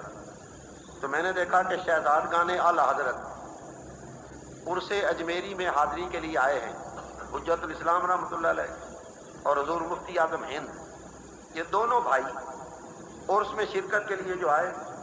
تو حضور محدث اعظم پاکستان رحمۃ اللہ علیہ جس کمرے میں رہتے تھے نا باہر دور، آپ نے وہاں اس اپنے رہائش گاہ پر دونوں شہزادوں کو تشریف لانے کے لیے قدم رنجا فرمانے کے لیے عرض کیا تو انہوں نے عرضی قبول کر لی. آپ جتنے امامے سر پر باندھا کرتے تھے نا، آپ نے اپنے سارے امامے اکٹھے کیے اور آستانہ اجمیر سے لے کر اپنی رہائش گاہ تک سارے زمین پر اپنے امامے اپنی پگڑیاں بچھا دی اور شہزادگان اعلیٰ حضرت سے کہا کہ میری ان دستاروں اور پگڑیوں کے اوپر پاؤں رکھ کے چلتے ہوئے میرے گھر میں آؤ. اتنا ادب و احترام اور اتنی عقیدت اپنے شہزادوں کے ساتھ، یعنی اعلیٰ حضرت عظیم البرکت کے شہزادوں کے ساتھ آپ کو تھی کہ اس طرح سے دستاریں باقاعدہ آپ نے ان کے قدموں کے نیچے بچھا دی. حضور حجت الاسلام آپ سے اتنے خوش تھے کہ ایک دفعہ حضور محدث اعظم پاکستان رحمۃ اللہ علیہ حمداللہ پڑھا رہے تھے بریلی شریف میں اور حجت الاسلام تشریف لائے اور انہوں نے جو سنا کہ بہت اچھی بات فرما رہے ہیں، حدیث پر بھی بڑا عبور ہے، فقہ پر بھی بڑا عبور ہے اور یہ منطق کی کتاب حمداللہ جیسی اس پر بھی اتنا بڑا عبور. تو آپ تشریف لائے اور آ کے فرمایا مولانا سردار احمد میں نے آپ کے لیے فتوے پر مہر لگانے کے لیے کہ مہر کیا بننی چاہیے کچھ جملے منتخب کیے ہیں، یہ لکھ کے لایا ہوں، اس نام سے مہر بنواؤ اور جو فتویٰ لکھو اس پر یہ مہر لگنی چاہیے. اور وہ کیا الفاظ تھے کہ بنے سر بخا کے درے دار احمد، بنے سر بخا کے درے دار احمد کہ جملہ رسول راست سردار احمد. اس کا معنی کیا بنتا ہے؟ بنے سر بخا کے درے دار احمد، احمد صلی اللہ علیہ وسلم کے گھر کے دروازے کی مٹی پر سر جھکا دے، وہاں پر سر رکھ کہ جملہ رسول راست سردار احمد، کہ سارے رسولوں کا سردار احمد مصطفیٰ صلی اللہ علیہ وسلم ہے. دلمی ہے، اس میں نام بھی آ جاتا ہے اور نبی پاک صلی اللہ علیہ وسلم کی ثناخوانی بھی ہے. خود حضور حجت الاسلام مولانا حامد رضا خان صاحب رحمۃ اللہ علیہ نے جناب اس طرح کی مہر آپ کے لیے تجویز فرمائی. اپنے اس شیخ کامل سے بھی بہت کچھ فیض ملا تھا لیکن اپنے پہلے پیر و مرشد کو بھی بھلایا نہیں. حضرت شاہ سراج اللہ چشتی رحمۃ اللہ علیہ جب آپ لیل پور میں آئے تھے تو یہ گول باغ کی جگہ کسی قرب میں آپ نے منتخب کی تھی. ساتھ ہی آپ کے پیر و مرشد شاہ سراج اللہ چشتی رحمۃ اللہ کے صاحبزادے رہتے تھے، ان سے بھی پہلے آپ نے گفتگو کر لی تھی، ان کے قرب میں آ کے اس لیے ڈیرا ڈالا تھا. اور عقیدت محبت اتنی تھی کہ حضرت مولانا محمد بشیر صاحب یہ جو صاحبال مدینہ مسجد میں خطیب ہیں، ان کے صاحبزادے بڑے پیدا ہوئے تو نام رکھوانے کے لیے حضرت صاحب کی خدمت میں گئے تو فرمایا بھائی اپنے بیٹے کا نام رکھو سراج الحق. اپنے شیخ والا نام جو ہے نا وہ اپنے مرید کو کہہ رہے ہیں کہ اپنے بیٹے کا نام رکھو. اور پھر جب بھی جایا کرتے تھے مولانا بشیر صاحب ملنے کے لیے تو پوچھا کرتے تھے کہ سناؤ تمہارے بیٹے سراج الحق کا کیا حال ہے. مولانا محمد بشیر صاحب فرماتے ہیں آخری ایام علالت میں جب میں کیا تو اتنی دقت والی طبیعت ہو چکی تھی کہ مجھے ملنے کے بعد فرمانے لگے مولانا بشیر صاحب سناؤ سراج الحق کا کیا حال ہے. تو کیا حال کہہ بھی نہ سکے. جب سراج الحق کا نام زبان پر آیا نا تو شیخ کی یاد ایسی آئی کہ دقت والا نام جو ہے نا وہ اپنے مرید کو کہہ رہے ہیں کہ اپنے بیٹے کا نام رکھو. اور پھر جب بھی جایا کرتے تھے مولانا بشیر صاحب ملنے کے لیے تو پوچھا کرتے تھے کہ سناؤ تمہارے بیٹے سراج الحق کا کیا حال ہے. مولانا محمد بشیر صاحب فرماتے ہیں آخری ایام علالت میں جب میں گیا تو اتنی دقت والی طبیعت ہو چکی تھی کہ مجھے ملنے کے بعد فرمانے لگے مولانا بشیر صاحب سناؤ سراج الحق کا کیا حال ہے؟ تو کیا حال کہہ بھی نہ سکے. جب سراج الحق کا نام زبان پر آیا نا تو شیخ کی یاد ایسی آئی کہ رکت طاری ہو گئی, رونے لگ گئے, آنسوؤں نے لڑی بنا دی اور اس طرح سے رکت کے ساتھ یعنی رونے لگ گئے. شیخ کا تصور بن گیا تو معلوم ہوا کہ ہر وقت یہ اپنے مشائخ کے تصورات میں رہتے تھے. یہی اللہ رسول کو مطلوب ہے.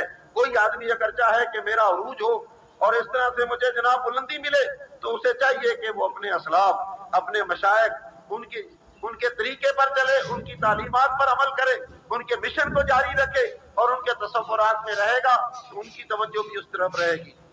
حتیٰ کہ آپ باوجود اس کے کہ پنجابی تھے, پنجابی آپ کی زبان تھی, لیکن اردو بولا کرتے تھے کیونکہ بریلی شریف کی زبان اردو تھی. بلکہ گھر میں بھی افراد خانہ کے ساتھ بھی آپ اردو کو ترجیح دیا کرتے تھے. اکثر آپ نے سلوار پہنی ہے لیکن آخری ایام میں پاجامہ شریف آپ نے زیب تن فرمایا.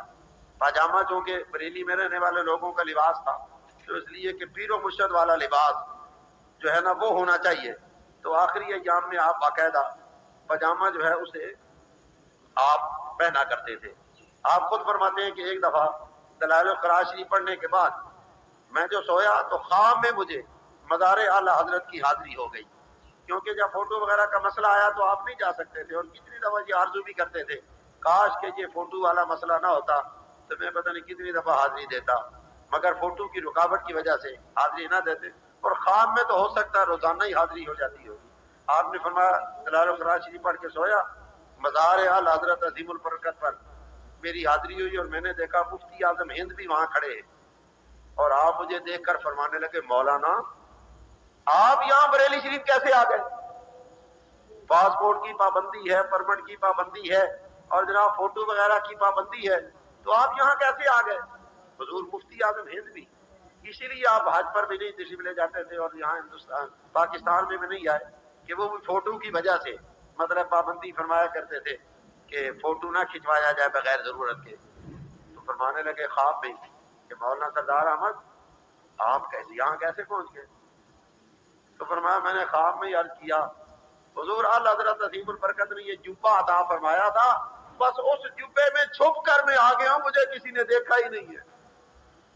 اور اس کے بعد حضرت مولانا عبدالرشید صاحب مجھے نظر آئے تو میں سمجھ گیا کہ بریلی شریف سے کوئی نہ کوئی حصہ ہمیں ملنے والا ہے اس خواب کے بعد. چنانچہ پھر مولانا عبدالرشید صاحب جو ہیں جو بریلی شریف کے پڑھے ہوئے تھے, حضرت صاحب کے شاگرد تھے, دورہ دی صاحب سے پڑھا تھا, وہ باقاعدہ جامع رضویہ میں آئے, وہاں کے مدرس لگے. اور آج بھی دیکھو حضور محدث اعظم پاکستان رحمۃ اللہ کا تصرف کہ آج بھی جامعہ رضویہ کی بڑی مسجد سنی رضوی جامع مسجد جو ہے جہاں حضور محدث اعظم پاکستان رحمۃ اللہ کا مزار بھی بنا ہوا ہے, اس کی خطابت جمعے والے دن باقاعدہ حضرت مولانا عبدالرشید صاحب جنگوی مدث اللہ علیہ فرما رہے ہیں. میں یہ سمجھتا ہوں کہ یہ حضور محدث اعظم پاکستان رحمۃ اللہ کا تصرف ہے جس کی وجہ سے ایسا ہوا. ایک دفعہ آپ فرماتے ہیں کہ مجھے یہ خبر ملی کہ سید ایوب رضوی صاحب اور سید قنات علی شاہ صاحب یہ پریشان ہیں مالی طور پر. تو میرے دل میں یہ خیال تھا کہ ان کی میں خدمت کروں, مگر کچھ تاخیر ہو گئی. بالآخر خواب میں ان دونوں حضرات کی مجھے زیارت ہوئی اور میں نے ان کو پریشان پایا.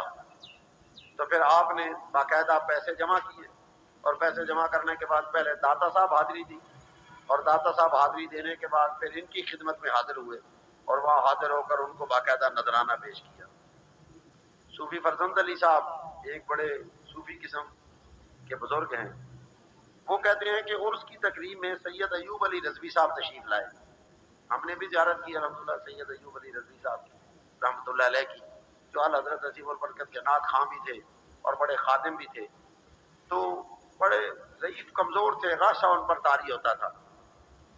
تو حضرت صاحب رحمۃ اللہ علیہ نے نا میری ڈیوٹی کسی عرس کے موقع پر میری ڈیوٹی نہ لگائی گئی. حضور محدث اعظم پاکستان رحمۃ اللہ کا عرس تھا, آپ مثال فرما چکے تھے, سید ایوب علی رضوی صاحب تشریف لائے, تو میری ڈیوٹی عرس کے موقع پر کسی کام پر ہی نہ لگائی گئی.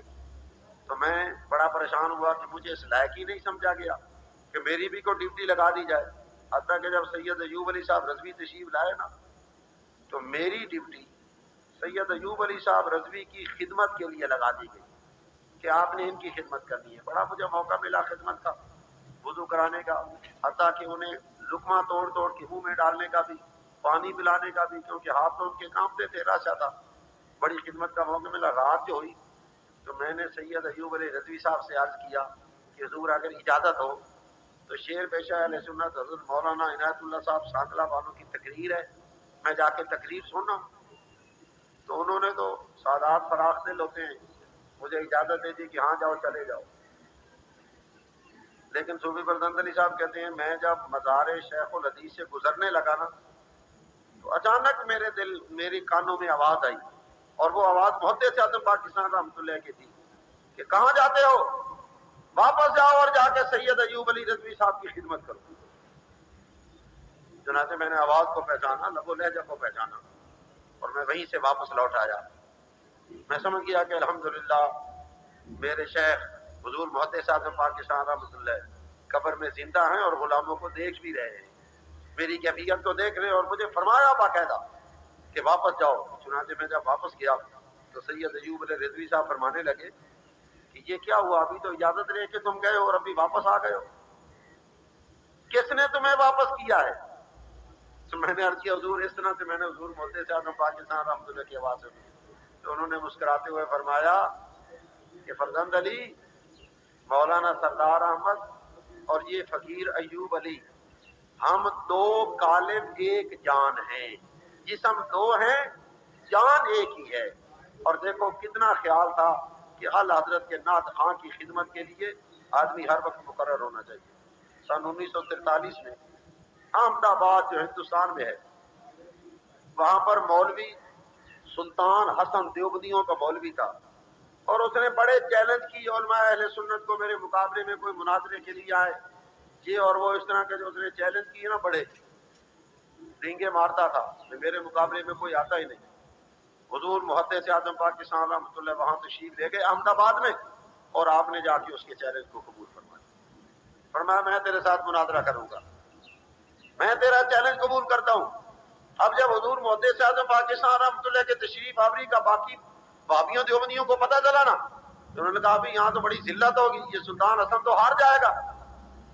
تو انہوں نے پولیس کو تھانے میں اطلاع دے دی کہ مولانا سردار احمد کو شہر بدر کر دیا جائے، اس کے آنے کی وجہ سے یہاں لڑائی ہوگی، جھگڑا ہوگا.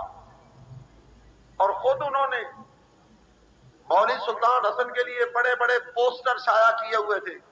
کئی دنوں کا پروگرام تھا اس کی تقریروں کا، آج یہاں تقریر ہونی ہے، کل وہاں تقریر ہونی ہے، پرسوں وہاں تقریر ہونی ہے، اس کے کئی پروگرام بنائے ہوئے تھے.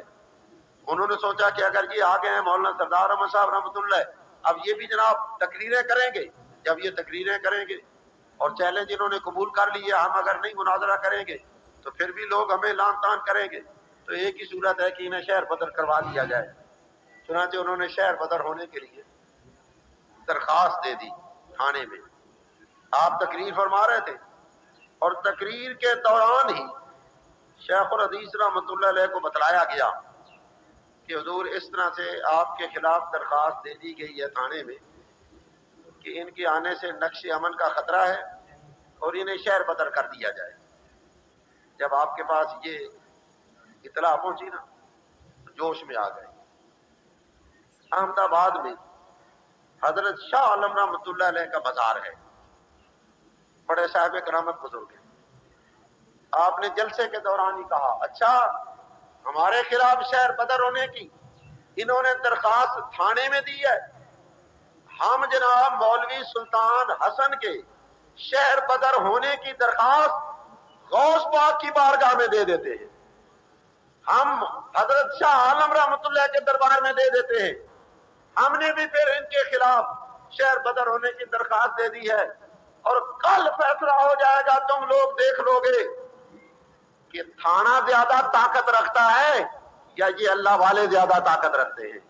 یہ مزارات میں جو درخواست پے کی جاتی ہے یہ زیادہ قبول ہوتی ہے یا کہ تھانہ زیادہ طاقت رکھتا ہے. چنانچہ دوسرے دن صبح ہوتے ہی پتہ نہیں مولوی سلطان حسن کو کیا ہوا، کہ وہ اپنا بوری بسترا سمیٹتے ہوئے وہ احمد آباد سے غائب ہو گیا. اس کے جو تقریریں کروانے والے تھے انہیں پتہ نہیں کہ کدھر وہ رفو چکر ہو گیا اور کدھر دوڑ گیا. وہ تو ایسا دوڑا اور ادھر حضور محدث اعظم پاکستان رحمۃ اللہ علیہ کی دوسری رات جو تقریر تھی تو اس میں پھر آپ نے فرمایا لوگوں تلاش کرو سلطان حسن کہاں گیا, اس کے تو نام کے پوسٹر لگے ہوئے ہیں. کل میں نے تم سے کہا تھا کہ کل واضح ہو جائے گا کہ تھانے کی طاقت زیادہ ہوتی ہے یا ولیوں کی طاقت زیادہ ہوتی ہے. دیکھو اس کی درخواست مسترد ہو گئی اور ہم نے جو درخواست پیش کی تھی غوث پاک نے کان سے پکڑ کے پیر پھینک دیا ہے. وہ شہر بدر ہو گیا ہے اور غوث پاک کا غلام سردار احمد آج بھی تمہارے سامنے ہم کلام ہو رہا.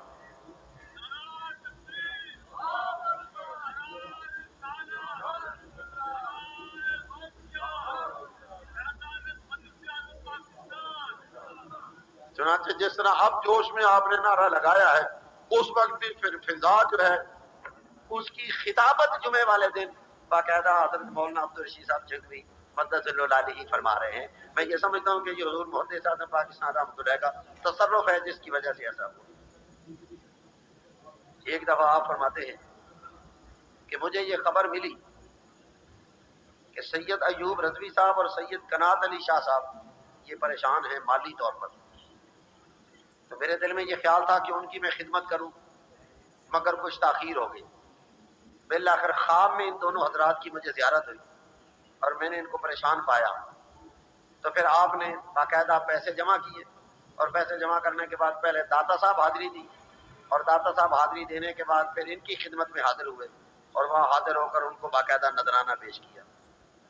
صوفی فرزند علی صاحب ایک بڑے صوفی قسم کے بزرگ ہیں.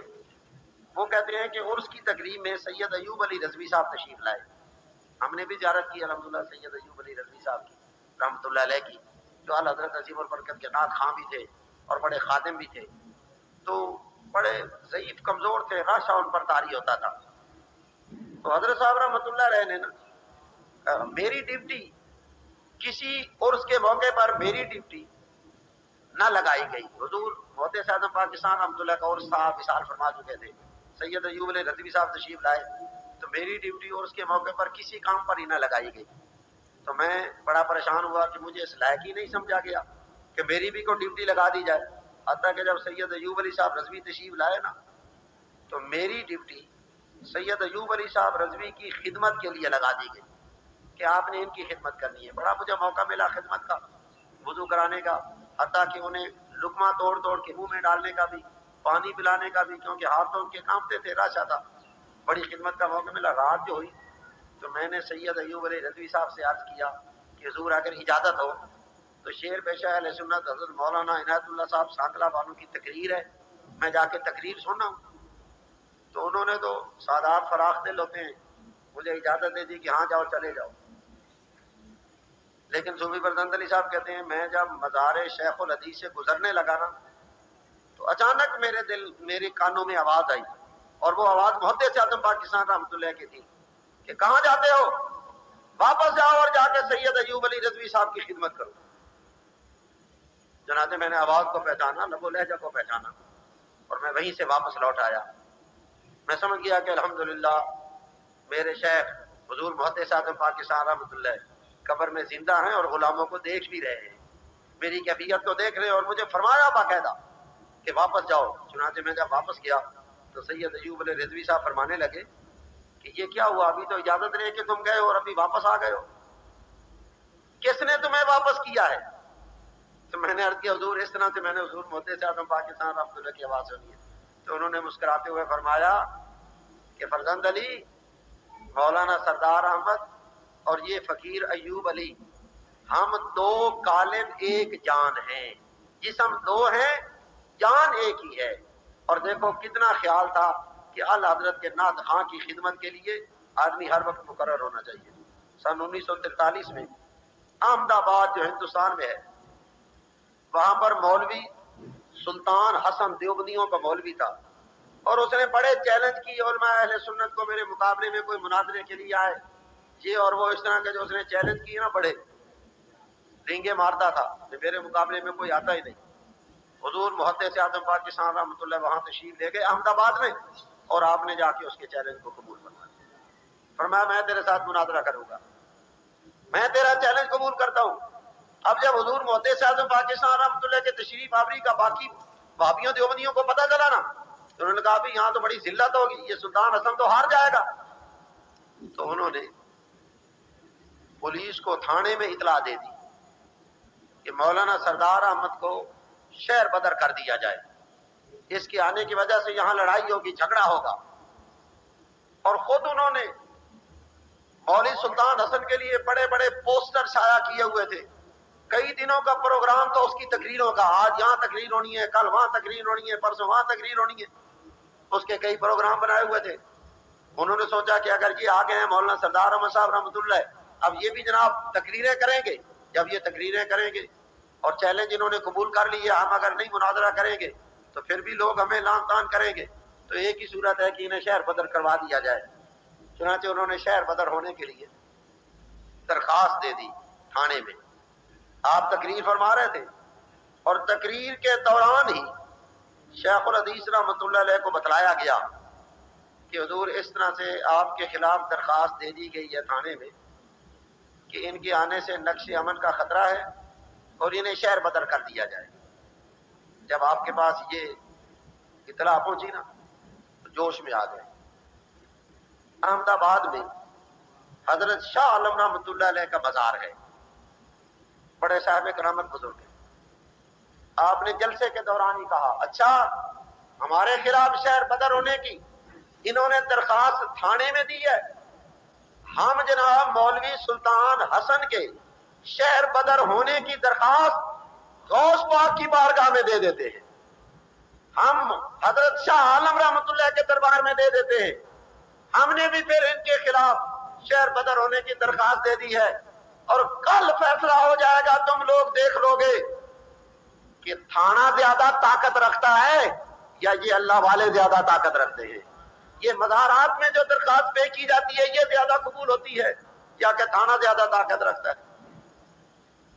چنانچہ دوسرے دن صبح ہوتے ہی پتہ نہیں مولوی سلطان حسن کو کیا ہوا کہ وہ اپنا بوری بسترا سمیٹتے ہوئے وہ احمد آباد سے غائب ہو گیا.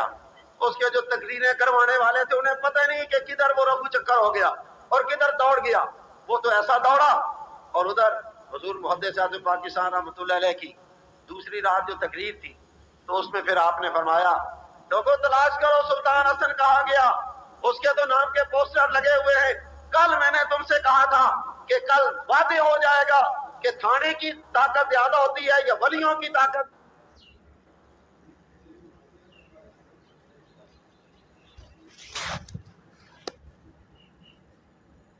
سے ہی پتہ آپ کے قدم چومتی ہے اور دشمن اس طرح سے بھاگ جایا کرتا ہے.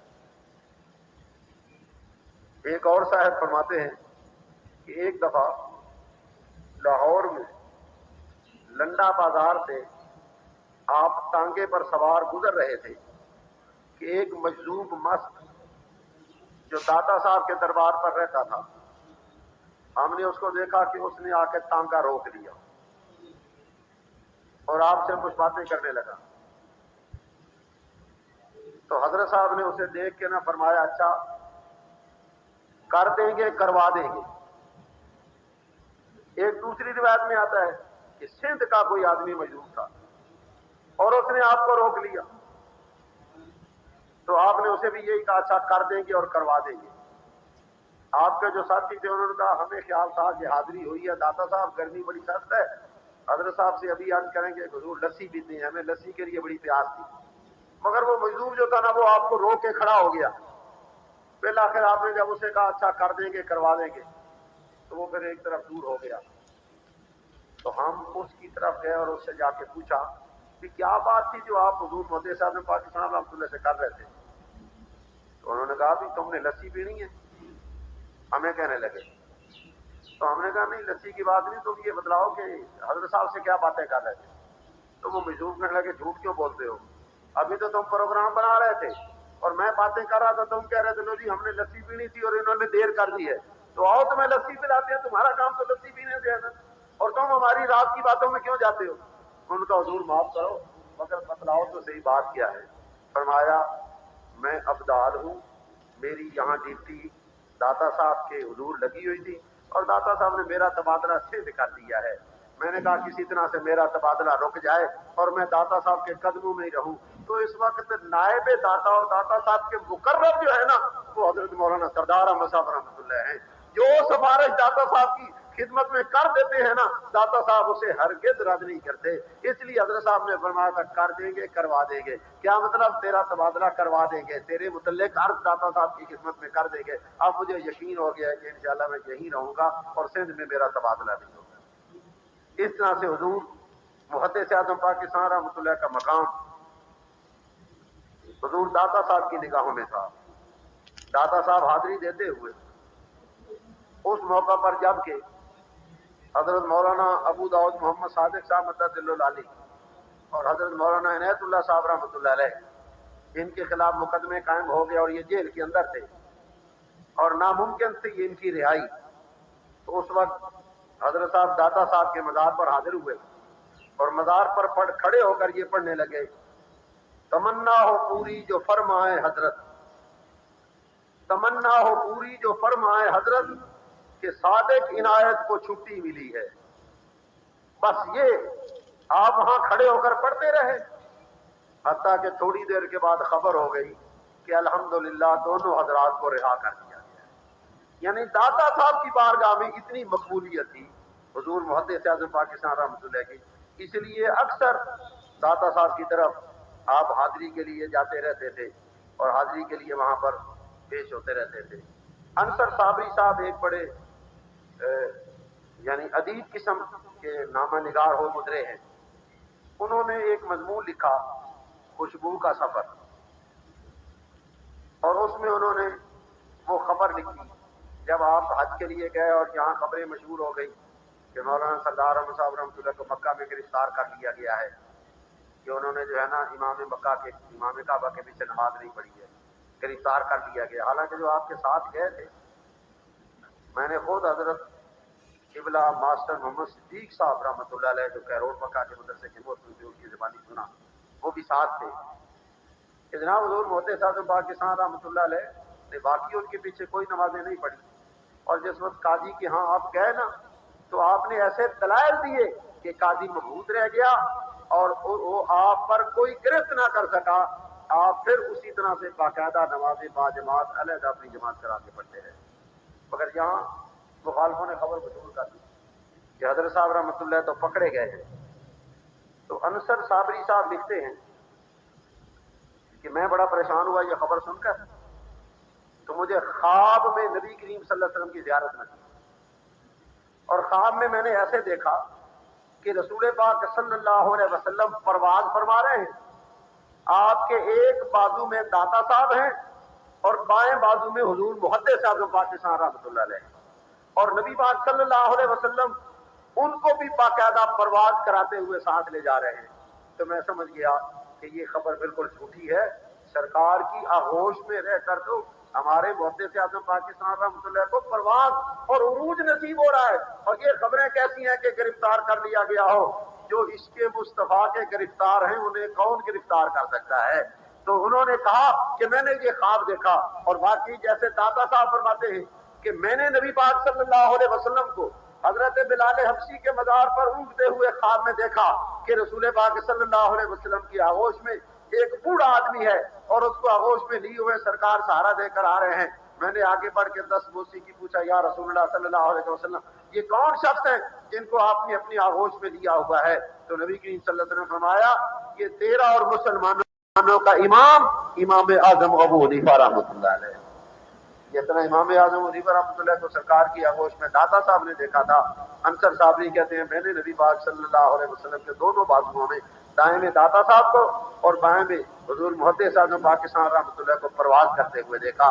دیکھو امام اعظم رحمۃ اللہ علیہ کو اللہ نے جو علمی مقام عطا فرمایا تھا, تقوی و برا پرہیزگاری جو عطا فرمائی تھی, محدث اعظم پاکستان رحمۃ اللہ میں اس کی جھلک نظر آتی تھی. الحمدللہ اس لیے عرس امام اعظم رحمۃ اللہ علیہ بھی شروع کیا سب سے پہلے باقاعدگی کے ساتھ, تو حضور محدث اعظم پاکستان رحمۃ اللہ نے شروع کیا. اور الحمدللہ آج آپ دیکھتے ہیں کہ آپ کے آستانے پر جہاں محدث اعظم پاکستان رحمۃ اللہ کا عرس ہوتا ہے نا، اس کے ساتھ امام اعظم رحمۃ اللہ کا بھی عرس ہوتا ہے، بلکہ ان کے خدام جیسے آپ یہ دیکھ رہے ہیں کہ یہ مدرسہ جو ہے یہ چونکہ ہے ہی ان کی توجہ سے، تو یہاں بھی عرس ہو رہا ہے، تو عرس محدث اعظم کے ساتھ عرس امام اعظم رحمۃ اللہ بھی ہو رہا ہے۔ اور حقیقت بات یہ ہے کہ یہ مدرسہ جو حبیبیہ رضویہ فضل العلوم ہے، یہ میں سمجھتا ہوں کہ حضور محدث اعظم پاکستان رحمۃ اللہ کے فیض نظر سے ہے کہ ان کے شہزادے خلف اکبر جو ہیں وہ خود آ کے یہاں افتتاح کر گئے، اور الحمدللہ یہ فقیر اس افتتاح میں حاضر تھا، جیسے کہ ابھی عزیز مولانا فضل رسول صاحب نے بیان کیا ہے۔ میں نے ہزاروی صاحب کی زبانی سنا کہ علامہ ہزاروی صاحب رحمۃ اللہ فرمانے لگے کہ اعلیٰ حضرت عظیم البرکت نے بڑا کام کیا، کون نہیں جانتا کہ اتنی کتابیں آپ نے لکھی ہیں کہ آدمی کی عقل دنگ ہو جاتی ہے کہ ایک آدمی اتنا کام کیسے کر سکتا ہے، مگر آخر میں اعلیٰ حضرت عظیم البرکت نے ایک حسرت کا اظہار کیا کہ افسوس میں کوئی مدرسے قائم نہیں کر گیا، کاش کہ میں مختلف جگہ پر کئی مدرسے قائم کر جاتا۔ یہ اعلیٰ حضرت عظیم البرکت کی ایک تمنا اور آرزو تھی، لیکن ہزاروی صاحب فرمانے لگے کہ وہ آرزو اعلیٰ حضرت عظیم البرکت کی اگر کسی نے پوری کی ہے تو محدث اعظم پاکستان مولانا سردار احمد صاحب رحمۃ اللہ نے پوری کی ہے۔ یقیناً اعلیٰ حضرت عظیم البرکت کی روح خوش ہے کہ جگہ جگہ پر ان کے تلامذہ نے، ان کے شاگردوں نے، مریدوں نے مدرسے قائم کیے ہیں۔ آپ جانتے ہیں جامع مسجد پیپل والی کا شوکت الاسلام مدرسہ، حضرت صاحب محدث اعظم پاکستان نے اپنی جیب سے پیسے دے کے صوبے صاحبان کو کہا کہ یہ پیسے لے جاؤ خرچے کے لیے اور وہاں پر مدرسہ قائم کرو، اور ہمارے استاد جو استاد الاساتذہ ہیں حضرت مولانا منظور احمد صاحب کو کہ متعلق فرمایا بڑے قابل استاد ہیں، ان کو پڑھانے کے لیے وہاں لے جاؤ۔ اس طرح سے ذوق تھا آپ کا کہ اپنے ذوق یعنی مدارس زیادہ سے زیادہ کھولے جائیں، تو جو اعلیٰ حضرت عظیم البرکت کی آرزو تھی نا، اس کو حضور محدث اعظم پاکستان رحمۃ اللہ نے ایسا پورا کیا کہ آج کوئی شہر ایسا نہیں، کوئی ملک ایسا نہیں جہاں آپ کے مریدوں یا آپ کے شاگردوں کی شاگردوں اور شاگردوں نے مدرسے نہ کھولے ہوئے ہوں۔ تو یہ بھی الحمدللہ مدرسہ جو ہے میں یہ سمجھتا ہوں کہ جب یہ کھلا ہے اور خود شہزادہ محدث اعظم تشریف لائے ہیں تو یقیناً محدث اعظم کی روح خوش ہو رہی ہوگی، اور محدث اعظم کی خوشی میں اعلیٰ حضرت عظیم البرکت کی خوشی ہے۔ تو یوں سمجھیے کہ فیض ادھر سے پہنچ رہا ہے، اور جب حضور محدث اعظم پاکستان نے کثرت سے مدرسے کھولے ہیں تو معلوم ہوا جو زیادہ مدرسے کو قائم کرے گا، جو زیادہ مدرسے کو کے ساتھ تعاون کرے گا، زیادہ مدرسے کو عروج عطا کرے گا، تو اتنا ہی زیادہ حضور محدث اعظم کی نظر کرم بھی اس کی طرف ہوگی، کیونکہ آپ کی زندگی کا سب سے بڑا مشن صحیح تھا کہ زیادہ سے زیادہ اہل سنت کے مدارس قائم کیے جائیں۔ الحمدللہ یہ اسی فیض کا ہی اثر ہے کہ ایسی جگہ پر یہ مدرسہ دن بدن الحمدللہ ترقی کر رہا ہے۔ اب آئندہ سال سے باقاعدہ طور پر جیسے کہ آپ سماعت کر چکے ہیں کہ باقاعدہ درس نظامی کی کلاسیں جاری ہو رہی ہیں، دینی دنیاوی دونوں علوم اس میں پڑھائے جائیں گے۔ مولانا فضل رسول صاحب خود بیٹھ رہے ہیں، اور یہ فضل رسول میں یہ سمجھتا ہوں کہ یہ بھی حضور محدث اعظم پاکستان رحمۃ اللہ کا فیضان ہے۔ انہوں نے پڑھا، پڑھنے کے بعد ان کے ساتھی فارغ ہو گئے، لیکن شہزادہ محدث اعظم پاکستان حضرت قاضی فضل رسول حیدر صاحب نے فرمایا نہیں اور پڑھو اور پڑھو، پھر کئی سال ان کو اور پڑھانے پر انہوں نے لگوائے، اور پھر پڑھانے کے بعد الحمدللہ ہمارے مدرسے میں تقریباً 2-3 سال انہوں نے پڑھایا اور بڑی کامیابی کے ساتھ تجربہ حاصل کیا پڑھانے کے اندر، خوب مہارت انہیں حاصل ہے۔ الحمدللہ یہ خود بیٹھیں گے اور پڑھائیں گے انشاءاللہ، جتنے بھی طلباء ان سے استفادہ کریں گے کوئی کسی میں کمی نہیں رہے گی، کیونکہ محنت ان کی ہوگی، فیض محدث اعظم پاکستان رحمۃ اللہ کا ہوگا جو کہ بریلی سے چل کے آئے گا۔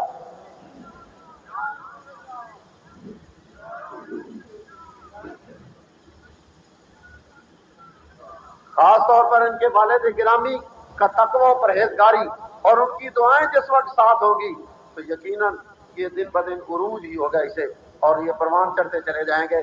یقیناً اس آدمی کی روح بھی آج خوش ہو رہی ہوگی، حاجی محمد صدیق صاحب کی، جنہوں نے یہ مدرسے کی جگہ عطا کی۔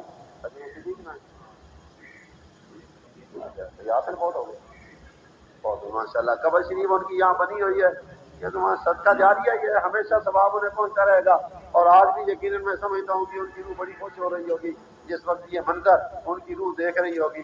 اور پھر جب درس نظامی شروع ہوگا اور جناب پہلے تو قرآن کا ثواب، پھر حدیث کا ثواب، پھر درس نظامی کا سارا ثواب جیسے پہنچے گا تو یقیناً دوسرے قبروں والے ان کی حالت کو دیکھ کر رشک کرتے ہوں گے کہ کاش ہم بھی اپنی زندگی میں اس طرح کا کوئی صدقہ جاریہ جاری کر جاتے کہ جس کی وجہ سے ہمیں بھی ثواب پہنچتا رہتا۔ میری دعا ہے اللہ جل جلالہ ومن والہ اس مدرسے کو دن دگنی اور رات چوگنی ترقیاں عطا فرمائے۔ عزیز القدر حضرت مولانا فضل رسول صاحب کے علم و فضل میں خاص طور پر ان کی صحت کے لیے دعا کریں کہ اللہ انہیں صحت و توانائی عطا فرمائے، بڑی برکتیں عطا فرمائے۔ حضرت مولانا حافظ حبیب الرحمان صاحب مدثر العلی جس خلوص کے ساتھ اس مدرسے کو شروع کر رہے ہیں اور اس کی سرپرستی جو علامہ گولوی صاحب جیسی شخصیت سے انہیں حاصل ہے، تو انشاءاللہ العزیز دن بدن اس میں ترقی ہوگی۔ اللہ تمام معامرین کو جزائے خیر عطا فرمائے اور اس مدرسے کو، اس مادر علمی کو دن دنیا رات چوگنیاں ترقیاں عطا فرمائے۔ وما علینا الا البلاغ۔